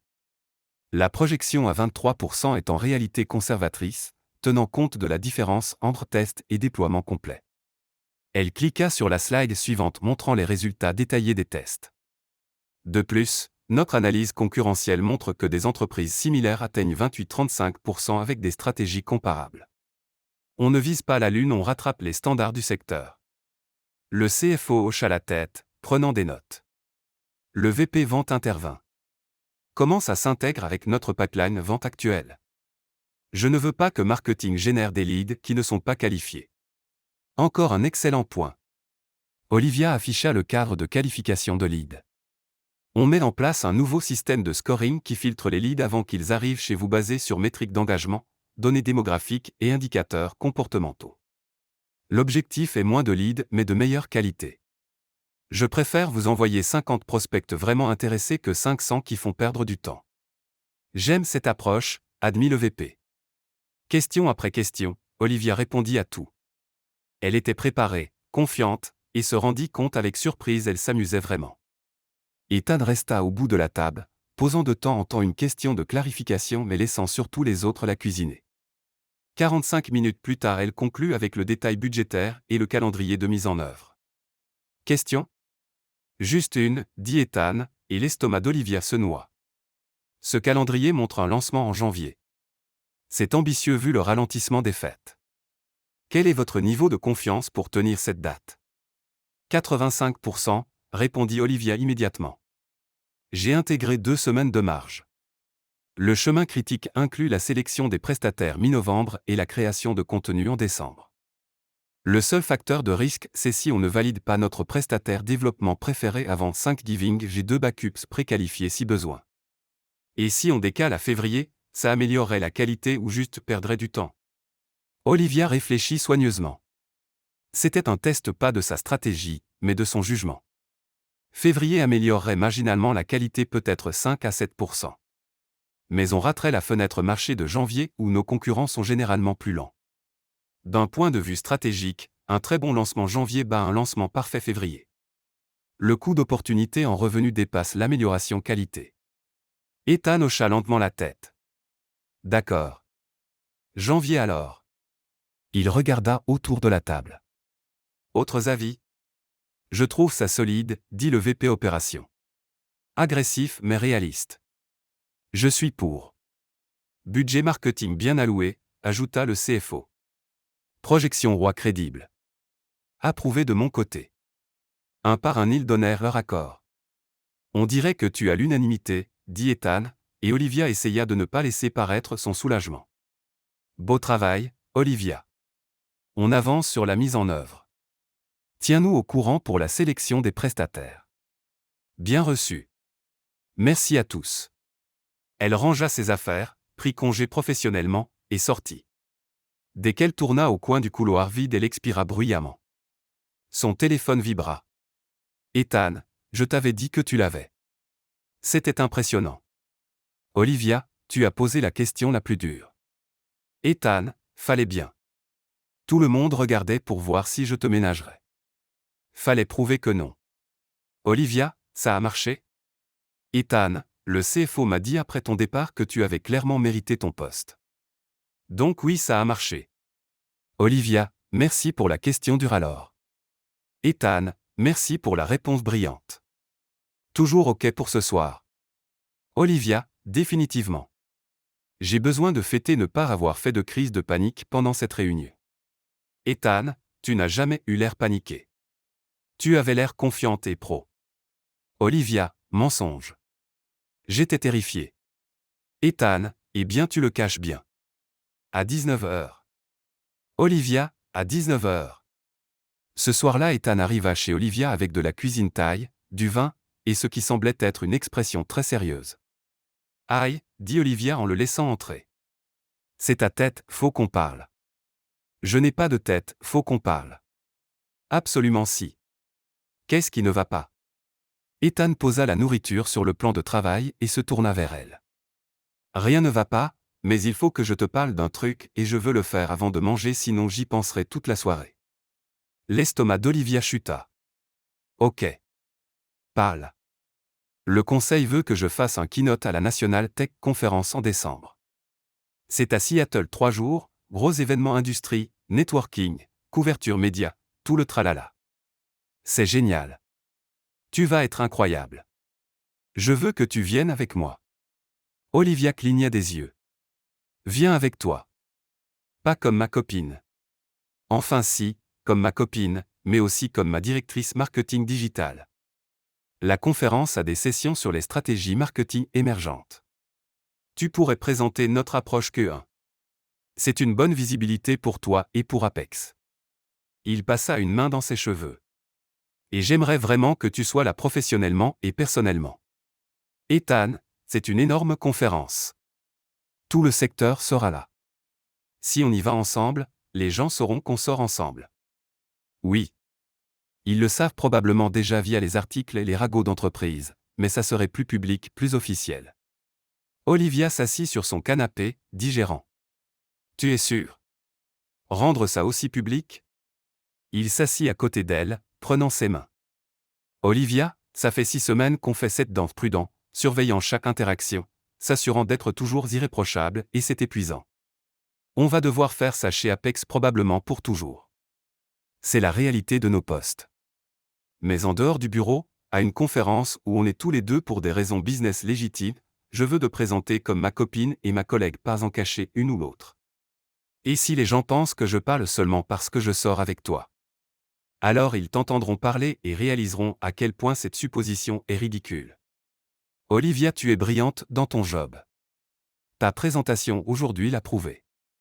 Tu n'as pas besoin de moi pour valider ton expertise. Elle regarda leurs mains entrelacées, puis son visage. Il avait l'air plein d'espoir et nerveux et absolument sincère. Ok, dit-elle. Ok. Ok. J'y vais, je présente, et on sera public et pro et on improvisera au fur et à mesure. Son sourire aurait pu alimenter toute la ville. Ouais. Ouais. Mais je te préviens, j'amène Zoé comme humaine de soutien émotionnel. Elle rêve d'aller à cette conférence depuis des années, et si je fais ça, j'ai besoin de renfort. Fait. Je l'ajoute à la liste des participants entreprises. Il attira Olivia plus près, l'embrassant doucement. Merci. Pourquoi? D'être prête à naviguer dans ce merdier avec moi. Ce n'est pas exactement la romance simple dont tout le monde rêve. S'il te plaît. La simplicité, c'est surfait. Je prends compliqué avec toi plutôt que simple avec n'importe qui d'autre. C'est la chose la plus ringarde que tu aies jamais dite. Je sais. Je suis horrifié par moi-même. Mangeons avant que je dise pire. Ils passaient la soirée à manger du pad thaï, regarder un film de SF absolument terrible qu'Olivia arrêtait pour pointer les incohérences scientifiques, et être complètement normaux ensemble. Vers 22 heures, le téléphone d'Ethan sonna. Il regarda l'écran et fronça les sourcils. Faut que je prenne. C'est le président du conseil à 22 heures. Apparemment, la gouvernance d'entreprise n'a pas d'horaire de bureau. Il répondit, alla dans la chambre d'Olivia pour plus d'intimité. Elle entendait sa voix étouffée à travers la porte, passant de décontracté à professionnel à frustré. Quand il revint 15 minutes plus tard, il avait l'air fatigué. Tout va bien? Demanda Olivia. Réunion du conseil demain matin, session d'urgence. Ils veulent discuter décision de leadership et direction de l'entreprise. Ça sonne inquiétant. Probablement rien ou quelque chose. Difficile à dire avec les membres du conseil. Il se rassit à côté d'elle. Dans tous les cas, je gère. C'est à propos de nous? Je ne sais pas. Peut-être en partie. Mais le conseil est agité depuis des mois, depuis l'intrusion de sécurité, il questionne tout. Ça n'est peut-être même pas lié à notre relation. Mais ça pourrait. Mais ça pourrait, admit-il. Écoute, quoi qu'il arrive demain, ça ne change rien entre nous, ok. Le conseil peut avoir des inquiétudes. Ils peuvent voter des réprimandes ou des changements de politique ou ce qu'ils veulent. Mais ils ne peuvent pas me dire avec qui j'ai le droit de sortir tant que je n'enfreins pas la politique d'entreprise, et ce n'est pas le cas. Tu es sûr? J'ai fait relire toute notre timeline de relations par l'équipe juridique. On est clean. Tout ce qu'on a fait est dans les règles. La seule chose dont ils peuvent se plaindre, c'est l'image, et l'image n'est pas motif de licenciement. Olivia hocha la tête, mais quelque chose de froid s'était installé dans sa poitrine. Peut-être que je ne devrais pas aller à Seattle avec toi. Si le conseil s'inquiète déjà de l'image. Non. Absolument pas, Ethan se tourna complètement vers elle.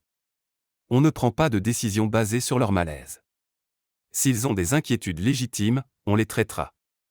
Mais on ne se cache pas et on ne fait pas semblant parce que certains membres du conseil sont mal à l'aise avec l'idée que leur PDG ait une vie privée. Ethan. Je suis sérieux, Olivia. Je veux bien faire des compromis sur beaucoup de choses, les relations avec le conseil demandent de la diplomatie. Mais ça ce n'est pas négociable. Elle le regarda, cet homme qui l'avait défendu publiquement, naviguait la politique du conseil, et refusait de laisser les circonstances dicter ses choix même quand ça aurait été plus facile. Ok, dit-elle doucement. Mais promets-moi que tu me diras si ça devient un vrai problème. Si me choisir commence à te coûter des choses qui comptent. La seule chose qui compte, c'est construire une entreprise dont je suis fier avec des gens en qui j'ai confiance. Tu en fais partie. Il embrassa son front. Le conseil finira par le comprendre. Le lendemain matin, Ethan lui envoya un texto à 7 heures. Ethan, réunion conseil dans 1 heure. Souhaite-moi bonne chance. Olivia, tu n'as pas besoin de chance. Tu as les faits, la documentation, et la supériorité morale. Mais bonne chance quand même. Ethan, tu es ma personne préférée. On parle plus tard. Olivia essaya de se concentrer sur le travail, mais chaque mail semblait une distraction de se demander ce qui se passait dans cette salle de conseil. À 10h30, Zoé déboula dans son bureau sans frapper. T'as entendu? Entendu quoi? La réunion du conseil vient de se terminer. Ethan est sorti. Il avait l'air, je sais pas comment décrire. Déterminé. En colère. C'était intense. Le téléphone d'Olivia sonna. Faut que je te voie, dit Ethan sans préambule. Tu peux venir à mon bureau tout de suite? Tout de suite. Elle courut pratiquement jusqu'à l'ascenseur, l'esprit tournant à plein régime sur les pires scénarios. Ils avaient voté une réprimande. Ils avaient exigé qu'il rompe. Ils avaient menacé de le débarquer comme PDG. Quand elle arriva à son bureau, il était debout près de la fenêtre, mains dans les poches, regardant la ville. Qu'est-ce qui s'est passé? Demanda-t-elle. Il se tourna, expression compliquée, frustrée, déterminée, et quelque chose d'autre qu'elle ne parvint pas à lire. Le conseil m'a donné un ultimatum. Le cœur d'Olivia s'arrêta. Quel genre d'ultimatum? Ils veulent que je démissionne de mon poste de PDG ou que je signe une clause de moralité qui leur donne essentiellement un droit de veto sur mes relations personnelles. Quoi? Apparemment 3 membres du conseil s'inquiètent que mon jugement soit compromis, que ma relation avec toi soit une distraction, que ça donne un mauvais précédent pour l'entreprise. Il rit amèrement.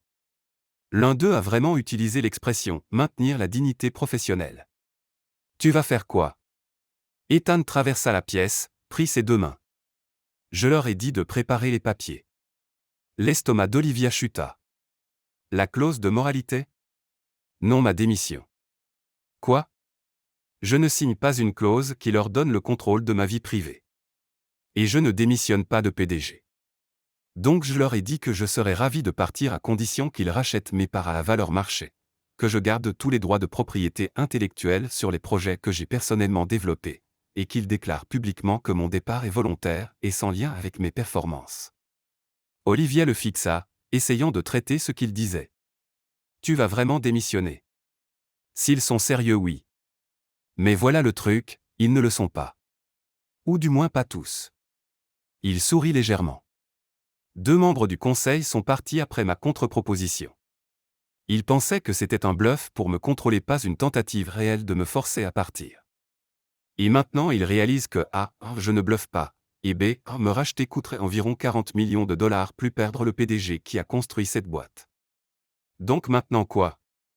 Maintenant ils ont 48 heures pour soit accepter mes conditions de démission, soit retirer complètement l'ultimatum, soit appeler mon bluff. Je parie sur le retrait. Et s'ils ne le font pas? Alors je pars. J'ai assez d'économies pour recommencer construire quelque chose de nouveau. Peut-être prendre du temps pour vraiment réfléchir à ce que je veux faire de ma vie au-delà des rapports trimestriels. Ethan, tu ne peux pas juste jeter tout ce que tu as construit. Je ne jette rien. Je refuse de les laisser s'en servir contre moi. Il y a une différence. Il serra doucement ses mains. Olivia, j'adore cette entreprise. J'y ai mis 8 ans de ma vie. Mais je ne les laisserai pas s'en servir pour contrôler mes choix personnels. Ce ne serait plus une entreprise que je voudrais diriger de toute façon. C'est à cause de moi. Si on ne sortait pas ensemble, ils trouveraient autre chose pour essayer de me contrôler. C'est ce que font les conseils quand ils sentent qu'ils perdent de l'influence, ils poussent les limites pour voir jusqu'où ils peuvent aller. Je leur fais juste comprendre où sont les miennes. Olivia retira ses mains, marcha jusqu'à la fenêtre. Tu es vraiment prêt à tout quitter chez Apex? Pour moi? Je suis prêt à quitter Apex pour le principe que ma vie privée est mon affaire tant que je n'enfreins ni loi ni politique d'entreprise. Tu en fais partie. Mais c'est plus grand que nous deux. Elle se retourna. Et si ça détruit toute ta réputation, ta carrière? Alors je reconstruirai. Mais je ne reconstruirai pas en faisant des compromis sur ce qui compte. Il s'approcha. Écoute, je sais que c'est effrayant. Je sais que c'est beaucoup. Si tu veux faire un pas de côté jusqu'à ce que ce soit réglé. Ne finis pas cette phrase. Olivia combla la distance. Si tu es prêt à tout risquer pour le principe, je ne recule pas parce que c'est devenu compliqué. On est là-dedans ensemble, ultimatum stupide et tout. Il la serra dans ses bras, et elle sentit une partie de la tension quitter ses épaules. Je suis censé être le PDG courageux qui prend position, murmura-t-il dans ses cheveux. Tu n'es pas censé avoir à gérer ce niveau de drame corporate. Trop tard. J'y suis déjà. Nous y sommes tous les deux. Son téléphone vibra. Il vérifia et lui montra l'écran. Président du Canada, réunion reconvoquée 16 heures aujourd'hui. Veuillez assister. Nous souhaitons discuter de solutions alternatives. Solutions alternatives, lut Olivia. On dirait qu'ils reculent. On dirait qu'ils ont appelé mon bluff et découvert que ce n'était pas un bluff. Ethan rangea son téléphone. 16 heures va être intéressant. À 16 heures, Ethan entra dans la salle du conseil avec le calme confiant de celui qui tient toutes les cartes. Le président du conseil avait l'air nettement moins sûr de lui. Ethan, merci d'être venu. Nous avons reconsidéré notre discussion précédente. Je m'en doutais vu le délai court. Nous avons peut-être été précipités dans notre approche. Le conseil en a rediscuté, et nous pensons pouvoir trouver une solution plus raisonnable qui adresse les préoccupations de tous. J'écoute. Le président jeta un regard à ses collègues avant de continuer. Nous sommes prêts à retirer complètement l'exigence de clauses de moralité. Nous reconnaissons que votre vie privée vous appartient à condition qu'elle n'interfère pas avec vos responsabilités professionnelles ou n'enfreigne pas la politique d'entreprise.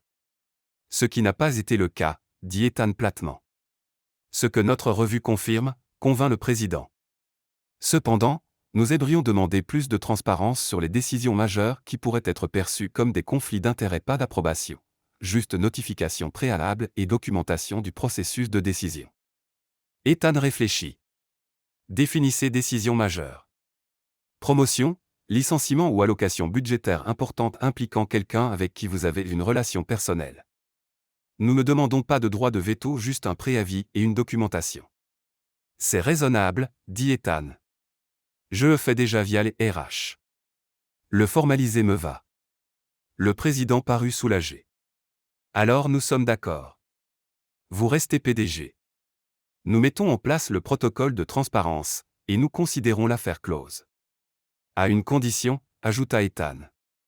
Ça ne se reproduit pas. Si le conseil a des inquiétudes sur mon leadership, on en discute directement. Plus d'ultimatum. Plus d'essais de se servir de ma vie privée comme levier de contrôle. Nous sommes adultes. Nous pouvons communiquer comme des adultes. Plusieurs membres du conseil remuèrent, mal à l'aise. D'accord, dit le président. Plus d'ultimatum. Ethan se leva, tendit la main. Alors nous avons un accord. Je ferai envoyer les protocoles de transparence mis à jour par mon assistante pour revue. Il sortit de cette salle avec son poste intact, ses principes défendus, et un point marqué. De retour à son bureau, il texta immédiatement Olivia. Ethan, crise évitée. Toujours PDG. Le conseil a reculé. Dîner pour fêter ça. Olivia, je paye. Tu l'as mérité. Ethan, marché conclu. Je te prends à 19 heures. Ce soir-là, il allèrent dans un petit restaurant italien où personne ne se souciait de politique d'entreprise ou d'ultimatum du conseil. Donc tu as juste appelé leur bluff, dit Olivia devant une carbonara. Et ils ont plié. Ils ont plié parce que me racheter aurait été un cauchemar financier et trouver un PDG remplaçant qui connaît l'entreprise aussi bien que moi aurait pris des mois. C'était un risque calculé basé sur la connaissance de ma propre valeur. C'est soit brillant soit insensé. Un peu des deux. Il but une gorgée de vin. Mais ça a établi quelque chose d'important. Je suis PDG parce que je suis bon, pas parce que je les laisse micromanager ma vie. C'est un précédent qui vaut la peine d'être posé. Tu sais quelle a été la meilleure partie d'aujourd'hui ? Demanda Olivia. Quoi ? Réaliser qu'on va vraiment s'en sortir. Pas parfait, pas sans complications, mais s'en sortir. On peut gérer le drame corporate, les ultimatums du conseil, l'examen public. Parce que quand ça a été vraiment sérieux aujourd'hui, aucun de nous n'a fui. On a juste géré. On fait une bonne équipe, convainc Ethan. Dedans et dehors le bureau. En parlant de sa Seattle dans 3 semaines. Je présente vraiment à la conférence. Si tu veux, mais oui, j'ai déjà soumis ton nom comme speaker. Ta session s'appelle Stratégie Marketing Data Driven dans les marchés compétitifs. Ils ont approuvé immédiatement. Tu m'as inscrite sans demander d'abord. J'ai soumis tes références et ton portfolio. Les organisateurs t'ont approuvé sur tes vraies qualifications. J'ai juste facilité l'introduction. Olivia secoua la tête, souriante. Tu es impossible. Tu continues à le dire comme si c'était un défaut. Ce n'en est pas. C'est juste toi confiant et légèrement arrogant et bizarrement toujours dans le vrai. Je ne suis pas toujours dans le vrai. Cite-moi une fois où tu as eu tort. J'ai pensé que ce film de SF que tu m'as forcé à regarder la semaine dernière serait bien d'après les critiques. C'était horrible. Ok, ça passe. La physique était complètement fausse. La physique était le moindre de ses problèmes. Ils finirent le dîner, rentrèrent chez Olivia, et passèrent le reste de la soirée parfaitement, normalement, compliqués heureux. Vers minuit, Ethan commença à ramasser ses affaires à contre-cœur. Je devrais y aller. Tu as cette présentation demain matin. Reste, dit Olivia, puis se reprit aussitôt. Je veux dire, tu n'es pas obligé, mais tu peux si tu veux.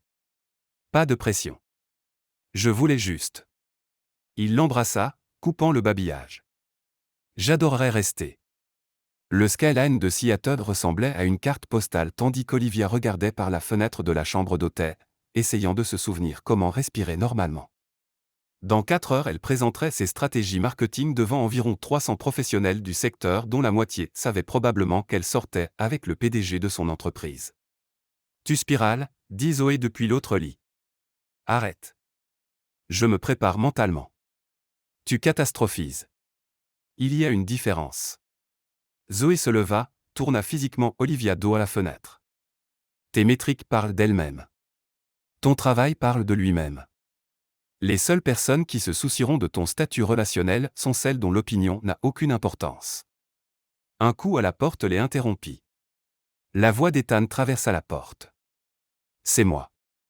Je peux entrer? Zoé le fit entrer avant d'annoncer, je vais chercher du café. Reviens dans 20 minutes. Une fois seul, Ethan traversa la pièce et prit les mains d'Olivia. Tu refais ta tête inquiète. Et si les gens ne viennent que par curiosité sur nous? Alors ils resteront parce que tu es légitimement brillante dans ton job. Il serra ses mains. J'ai vu ta présentation. Elle est exceptionnelle. Oui, certains viendront peut-être par curiosité mais ils resteront parce que tu es vraiment bonne dans ce que tu fais. Tu es obligé de dire ça. Je le dis parce que c'est vrai. Ta session commence à 14 heures. Je serai au premier rang à poser des questions difficiles pour prouver que je ne te ménage pas. C'est ça ton idée du soutien. C'est mon idée pour montrer à tout le monde que notre relation professionnelle est exactement sa professionnelle. Il embrassa son front. Tu vas tout déchirer. La salle de conférence était bondée, tous les sièges pris, gens debout au fond. À 14 heures précises, Olivia commença. Bonjour. Aujourd'hui, je partage des stratégies qui ont abouti à une augmentation de 340% de l'engagement digital et 28% de revenus. Ce ne sont pas des théories, ce sont des approches pratiques, testées avec des résultats mesurables. Elle cliqua sur sa première slide. Combien d'entre vous travaillent avec des budgets plus petits, des délais plus courts et des attentes plus élevées que ce qui semble raisonnable? Presque toutes les mains se levèrent. Les gens rirent. Exactement. Bienvenue dans le marketing moderne. Pendant les 45 minutes suivantes, elle posséda la salle exemple concret, données solides, insights pratiques. Puis Ethan leva la main. Vous avez mentionné 340% d'augmentation d'engagement. Quel est votre taux de conversion? Est-ce que l'engagement élevé se traduit vraiment en résultats business? Voilà la question dure. Excellente question. Olivia afficha ses métriques de conversion. Notre taux de conversion sur les utilisateurs engagés est de 23% contre 8% sur les non engagés. Les utilisateurs engagés ont une valeur vie 31% plus élevée. L'engagement n'est pas une métrique vanité, c'est identifier tôt les relations clients à haute valeur. Ethan hocha la tête, prenant des notes comme tout le monde. Quand elle conclut, les applaudissements furent sincères et enthousiastes. Plusieurs personnes vinrent après avec des questions, cartes de visite, intérêt réel.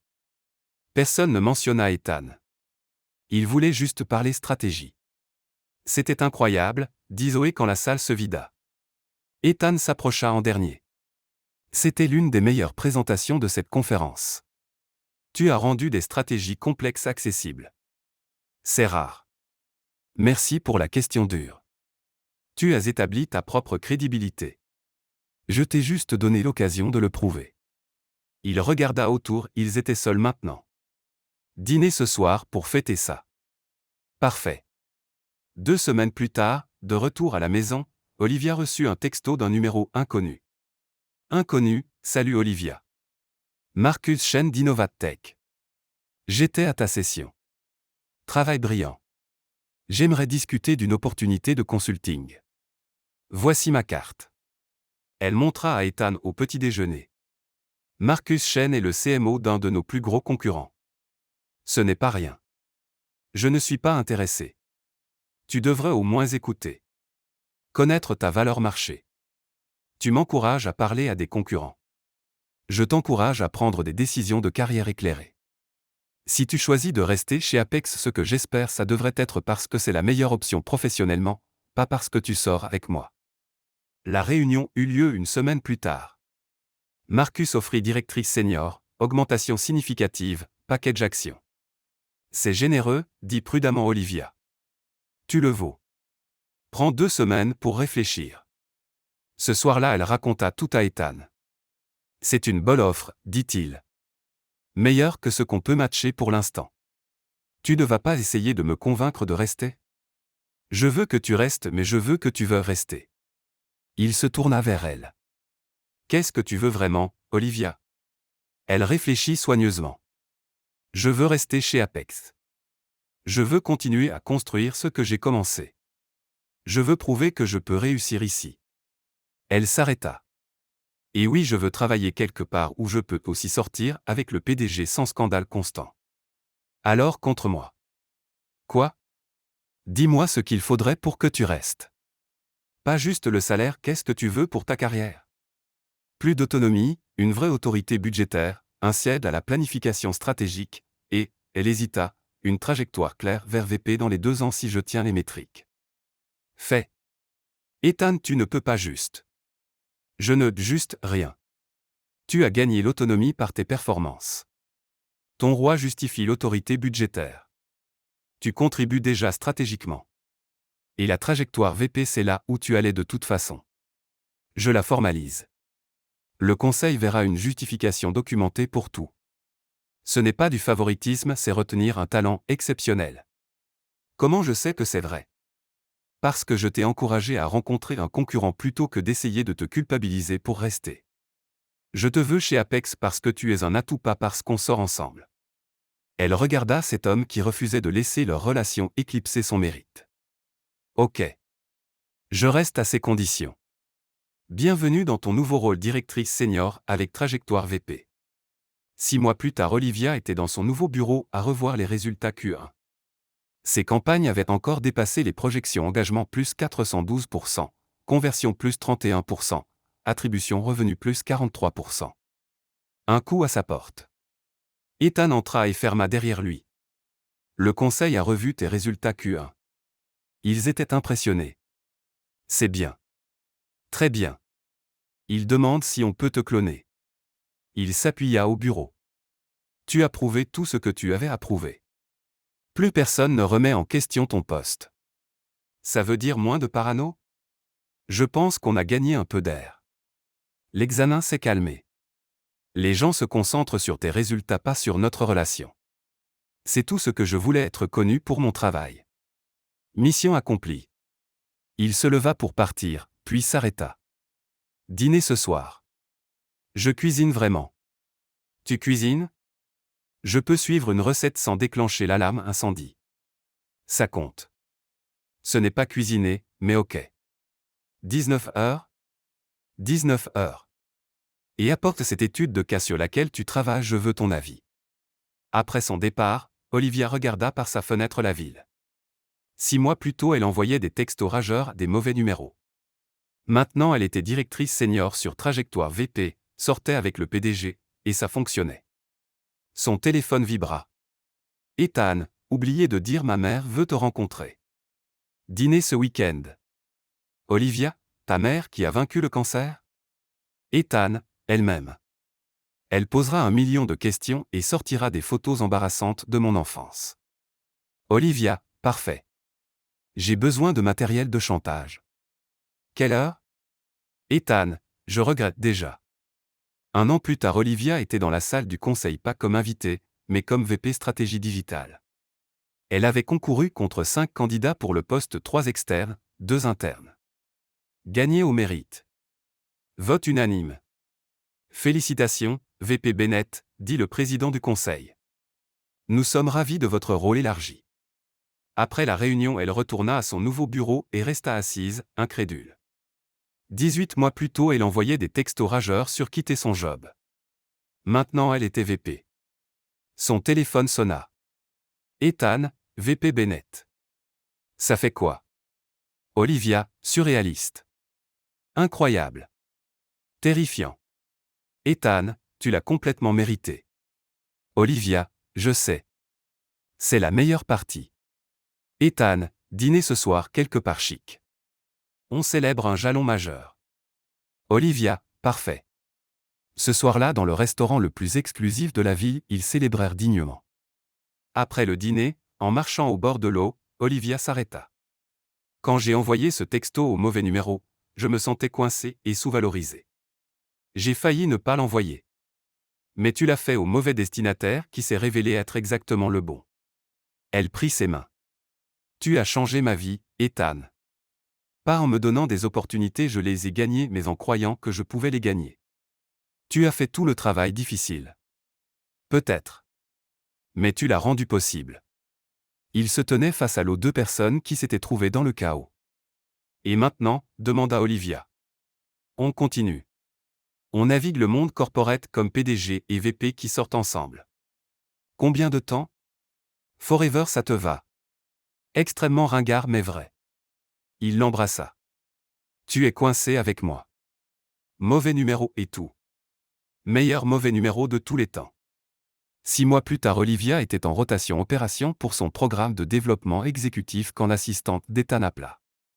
Monsieur Callahan a besoin de vous voir quand vous avez un moment. Elle monta en se demandant de quoi il s'agissait. Il était près de la fenêtre, l'air nerveux. Tout va bien? Demanda-t-elle. Ouais. Faut que je te demande quelque chose. Il se tourna, passant une main dans ses cheveux. Ça fait presque 2 ans qu'on est ensemble. On a traversé le chaos, les ultimatums du conseil, l'examen public, et moi qui mange tes restes clairement étiquetés. Tu ressors les restes dans une conversation sérieuse. Contexte, on a tout géré ensemble avec grâce et patience face à mes idioties occasionnelles. Il traversa la pièce, prit ses mains. Je t'aime. Je t'aime depuis notre premier café. Je veux passer ma vie avec toi à naviguer carrière et chaos et tout ce qui vient ensuite. Il sortit une petite boîte et mit un genou à terre. Olivia Bennett, veux-tu m'épouser? Tu me demandes en mariage dans ton bureau? Je sais que c'est pas romantique. C'est parfait. C'est exactement nous. Elle le releva, l'embrassa. Oui. Absolument oui. Il glissa la bague simple, élégante, exactement son style. Faut prévenir les RH, dit-elle. Déjà programmé pour cet après-midi. J'ai anticipé. Bien sûr que oui. Le mariage 1 an plus tard. Olivia se tenait dans le jardin du lieu de réception, Zoé ajustant son voile. Arrête de bouger. Tu es parfaite. Et si je trébuche? Alors Ethan trouvera ça adorable. Détends-toi. La musique commença. Olivia remonta l'allée, vit leur petite assemblée d'êtres chers, puis vit Ethan. Il pleurait. Elle arriva sans trébucher et prit ses mains. Salut, murmura-t-elle. Salut. Tu es incroyable.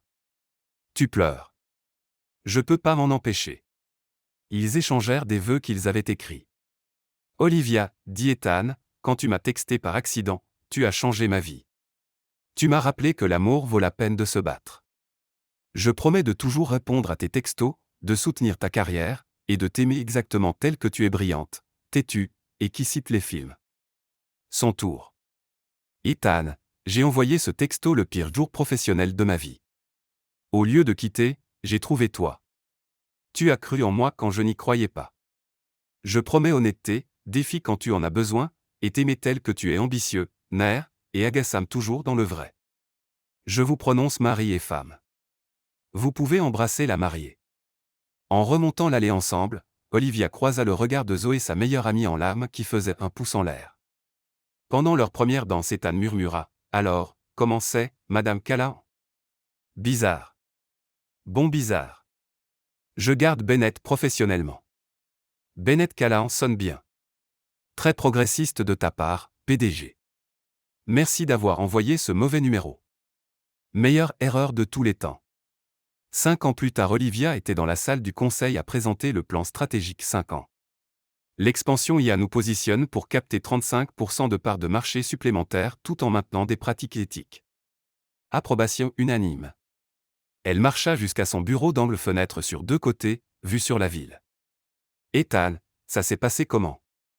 Olivia, approbation unanime. Ethan, je le savais. Dîner ce soir. Olivia, ton tour de cuisiner. Ethan, je commande des pizzas. Olivia, ce n'est pas cuisiner mais j'accepte. Ethan, c'est pour ça que je t'ai épousé. À 19h. Je t'aime. Olivia, je t'aime encore plus. Elle regarda autour de son bureau. 5 ans plus tôt, texto rageur. Maintenant VP sur trajectoire PDG. Mariée. Vraiment heureuse. La vie était compliquée, mais ça marchait. Elle texte à Zoé. Olivia, tu te souviens quand j'ai texté le PDG par erreur? Zoé, évidemment. Meilleure histoire de tous les temps. Olivia, juste pour dire merci de m'avoir convaincu de ne pas le supprimer. Zoé, toujours. Je t'aime, futur PDG. Olivia ouvrit son prochain projet, proposition d'expansion internationale. 5 ans plus tôt, mauvais numéro. Maintenant exactement là où elle était censée être. Fin.